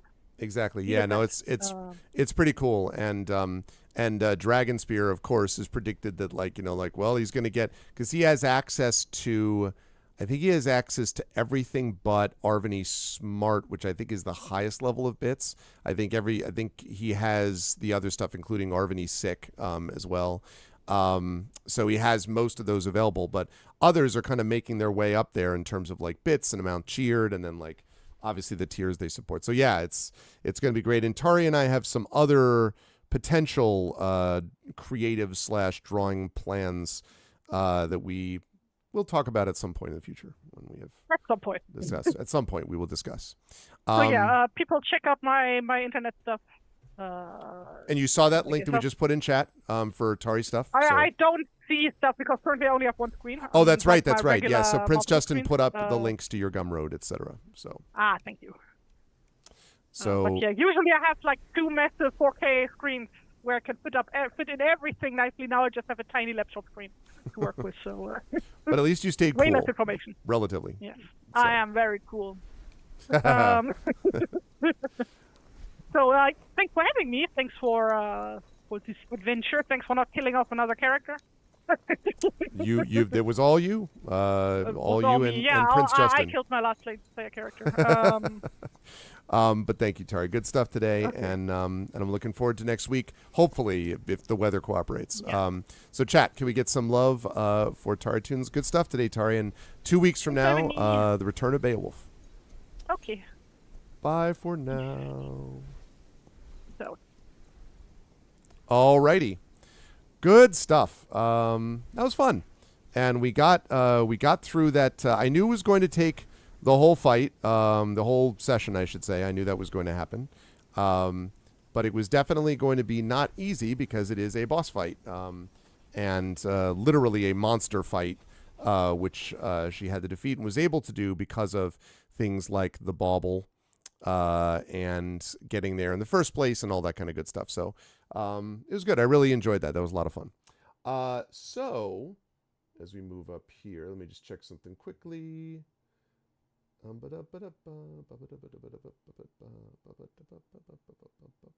Okay, good. Right. So just making sure that I have all that set. Good. All right. Just before we head over to before I sign off to get ready for my GOG stream, I'll be up at 4 p.m. Eastern today, working more on Expeditions Rome as Pen and Pixels moves on. Really having fun with Expeditions Rome, and I've made good progress, very good progress in that game. But before I get there, I do want to talk briefly about the calendar for July, because I like to do that at the beginning of these things.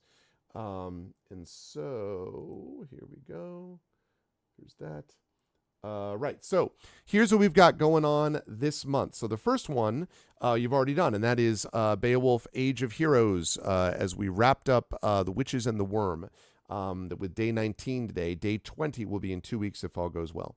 Again, I'm going to be over at GOG.com at the top of the hour, about a half hour from now, with Pen and Pixels playing Expeditions Rome. On Thursday, we have Blueprints happening on the evening as we continue with this super cool game. As you can see, I now have a new blue hat to go along with Blueprints. So very, very appropriate, I think. Saturday the 5th. Which is, of course, the day after July 4th in the States. I don't know that anyone is feeling particularly, let's go like rah-rah America at the moment, given the horrific situation politically here. But at the very least, we can be together celebrating ourselves in community, which I think is important to do. And that is happening on Saturday, July 5th. We're going to be doing some more D&D with viewers, Legacy of the Green Flame. So we will continue to play through that. That should be a lot of fun. Next Tuesday, we have, again, if all goes well, the Fighting Fantasy Gamebook stream with Tari. I'm hoping that it does. If it doesn't, then we will play some more of Blueprints next Tuesday at noon Eastern. At 4 p.m. Eastern, we will have Pen and Pixels again over on GOG.com playing more Expeditions Rome. At the moment, our vocalists are scheduled tentatively for next Tuesday, but that could easily slip to the 15th or the 22nd. So our vocalist is up in the air. It's going to happen this month rather, but I don't know whether it's going to be the 8th, the 15th, or the 22nd. So stay tuned for that. Wednesday the 9th will be Community D&D with the Shadow Crew as Waterdeep Dragon Heist continues. Thursday the 10th will be more Blueprints. That'll be a common theme on Thursdays this month. Saturday the 12th will be D&D with Infinity and Beyond. That will be the D&D with Infinity and Beyond will be the final tribute as we continue with the final season of D&D with IMB Eberron. So the final season of Oracle of War is continuing on Saturday the 12th. Tuesday the 15th, and in fact, I have to make an adjustment on one thing here. Let's see. Adjust. No, Saturday. All right, I have to make a little note to myself, which I just did. Question mark. All right. So that is the 12th. On Tuesday the 15th, 2 weeks from today, we have more Beowulf Age of Heroes as we begin the Elf Shot, which is the second to last Beowulf adventure with TariToons. And then again, 4 p.m. Eastern, over on GG.com, Pen and Pixels, Expeditions Rome. Thursday the 17th, Blueprints, very standard. Saturday the 19th, currently it says in the calendar Blueprints, but I have to make an adjustment in that because I'm going to be at ReaderCon. And I've got a number of panels there, and I've got a reading at ReaderCon. If anyone is in the Burlington, Massachusetts area, I highly recommend that you come to that con. It's a really good one that I've enjoyed going to quite a bit, and so I'm looking forward to it. I will be on panels and doing readings and stuff at ReaderCon, but it means that Saturday's stream is up in the air. We may do it. It's possible. I would say that it's 50-50. Little Larva is going to be with me, so it kind of depends on how tired she is and how I'm feeling and so on Saturday the 19th. So maybe, but not certain about Saturday the 19th. That is tentative. Then Tuesday the 22nd, 3 weeks from today, will be more Blueprints. It'll also be the final vote for the Patreon Field Chat Chosen Game of the Month in 3 weeks. And then that'll be at 10:30 a.m., by the way, on Tuesday the 22nd. And then at 2 p.m. Eastern will be Pen and Pixels, GOG.com, playing by the dice roll as we get back into some more Ghosts of Saltmarsh. Weren't able to do it last month because of some, in June, because of some player conflicts with scheduling and stuff and real life stuff. So that hopefully now is cleared up. So we'll be able to do that for you on Tuesday the 22nd. I'm looking forward to that. Wednesday the 23rd, more community D&D Waterdeep Dragon Heist. Thursday the 24th, stop me if you've heard this before, more Blueprints, excited for that. And then Saturday the 26th will be our Expedition from the Mysterious Peaks stream. I'm looking forward to that as well. And then Tuesday the 29th will be the Patreon Fueled Chat Chosen Game of the Month. There will not be a GOG stream on that day, because after I finish the Patreon Field Chat Chosen Game of the Month, I will then be getting ready to and heading out for Gen Con, because I will be at Gen Con the last week of July, going into the first week of August. Then I will be heading home after that for about a week, just under a week, and then we'll be heading out to Worldcon in Seattle, where I know some of you, I will see you there, either at Gen Con or at Worldcon Seattle. We'll be there for about 2 weeks out in Seattle. Streams are going to be up in the air there. It's going to depend on internet access and stuff like that, although I can definitely say that we will have our Gray Shade debut streaming on Friday of Friday, August 1st. That's Gen Con. But we will definitely have some stuff streaming while we're out there. I just don't know when, because it depends on internet setup. So that's all going to be up in the air. Then I will come back in the third week of August, roughly, third and a half week, I guess.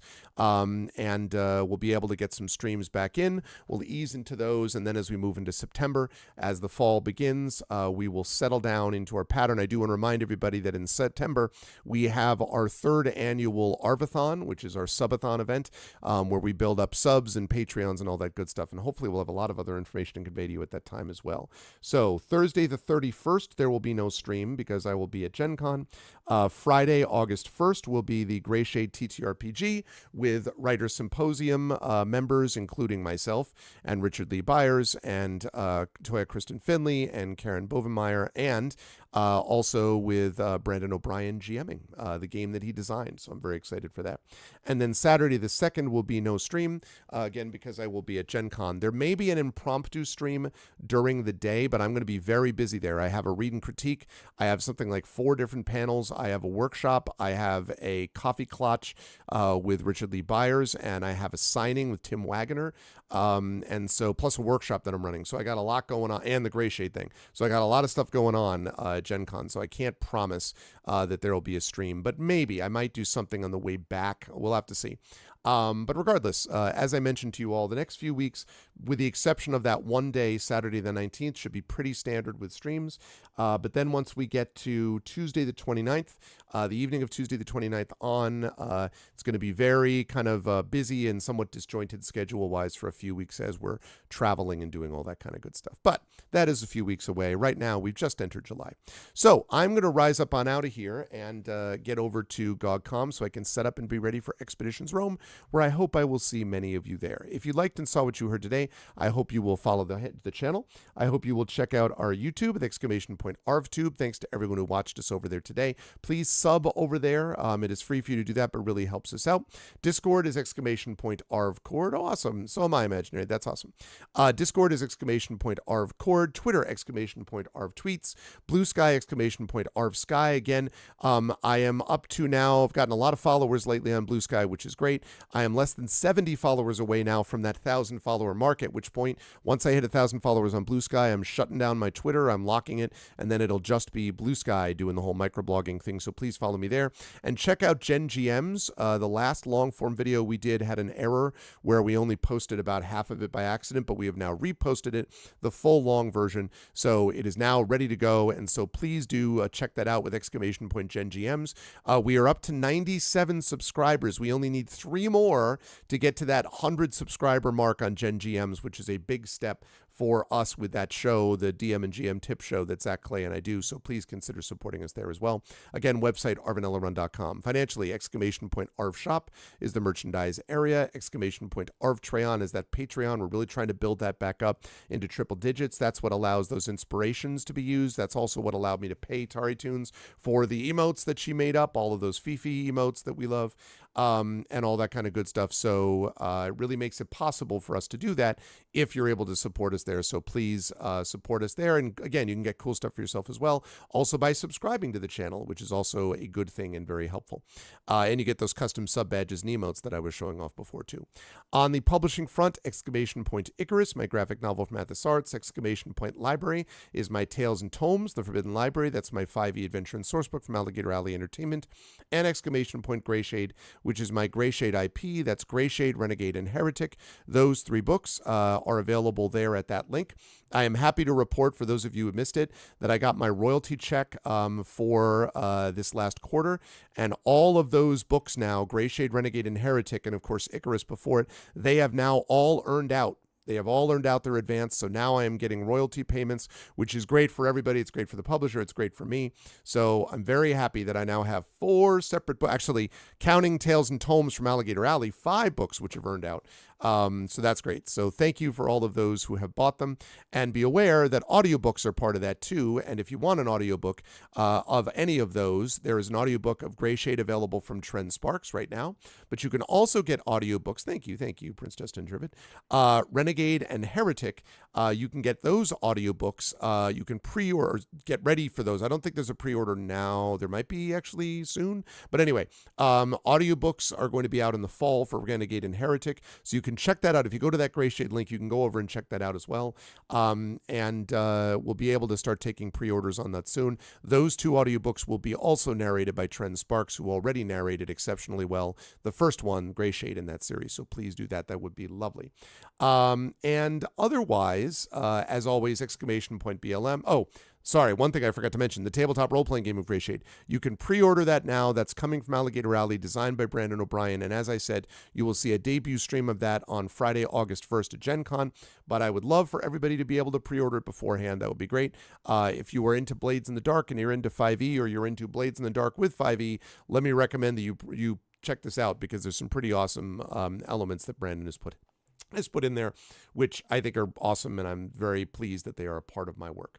And my oeuvre, if that's a term. Otherwise, though, exclamation point BLM, Black Lives Matter, important to affirm and assert the significance and importance of Black lives. Exclamation point Help Now, the World Health Organization page on suicide prevention. Important to reach out to others when you need help, and reach out to others when they need help as well. And exclamation point Ukraine, UKRAINE, to help the people of Ukraine as they fight back against an illegal and illegitimate war with bravery and courage. And we send the message, we'll do so for others in that situation in the future. That is going to do it for me. I'm going to go head over to GOG.com and get set up now, but I will be up there in about 20 to 25 minutes or so with some Pen and Pixels and some Expeditions Rome. Otherwise, thank you so much to everyone who made this a great stream tonight. I know there were more people here before, but thank you to Prince Justin and Triffity Mats for being awesome mods as always. Thank you to Prince Justin, Triffity Mats, and again, thanks Prince Justin for the awesome inspirations too. Prince Justin, Triffity Mats, Dragon Spear, who was lurking in the background, Imaginary Exponent, Jagtress, Mr. Jonas, Nonstop, and TNS Mephiston. Thank you so much to all of you lovely folks for being here, and everyone who was here before. And I will see you over in GOG.com in just a little bit for Pen and Pixels and Expeditions Rome. Until then, special thanks today, by the way, to TariToons for her work as a player. And I will see you folks, as I say, very soon over on GOG.com. Until then, everyone, please be good to each other and have a good afternoon.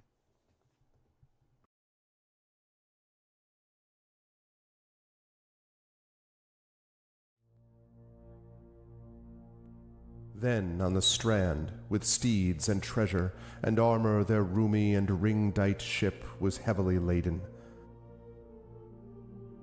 High its mast rose over Hrothgar's hoarded gems. A sword to the boat-guard Beowulf gave, mounted with gold. On the mead bench, since he was better esteemed, that blade possessing heirloom old. Their ocean keel boarding, they drove through the deep, and Daneland left. A sea-cloth was set, a sail with ropes firm to the mast, the flood timbers moaned. Nor did wind over billows that wave-swimmer blow across from her course. The craft sped on, foam-necked it floated forth o'er the waves, keel firm-bound over briny currents,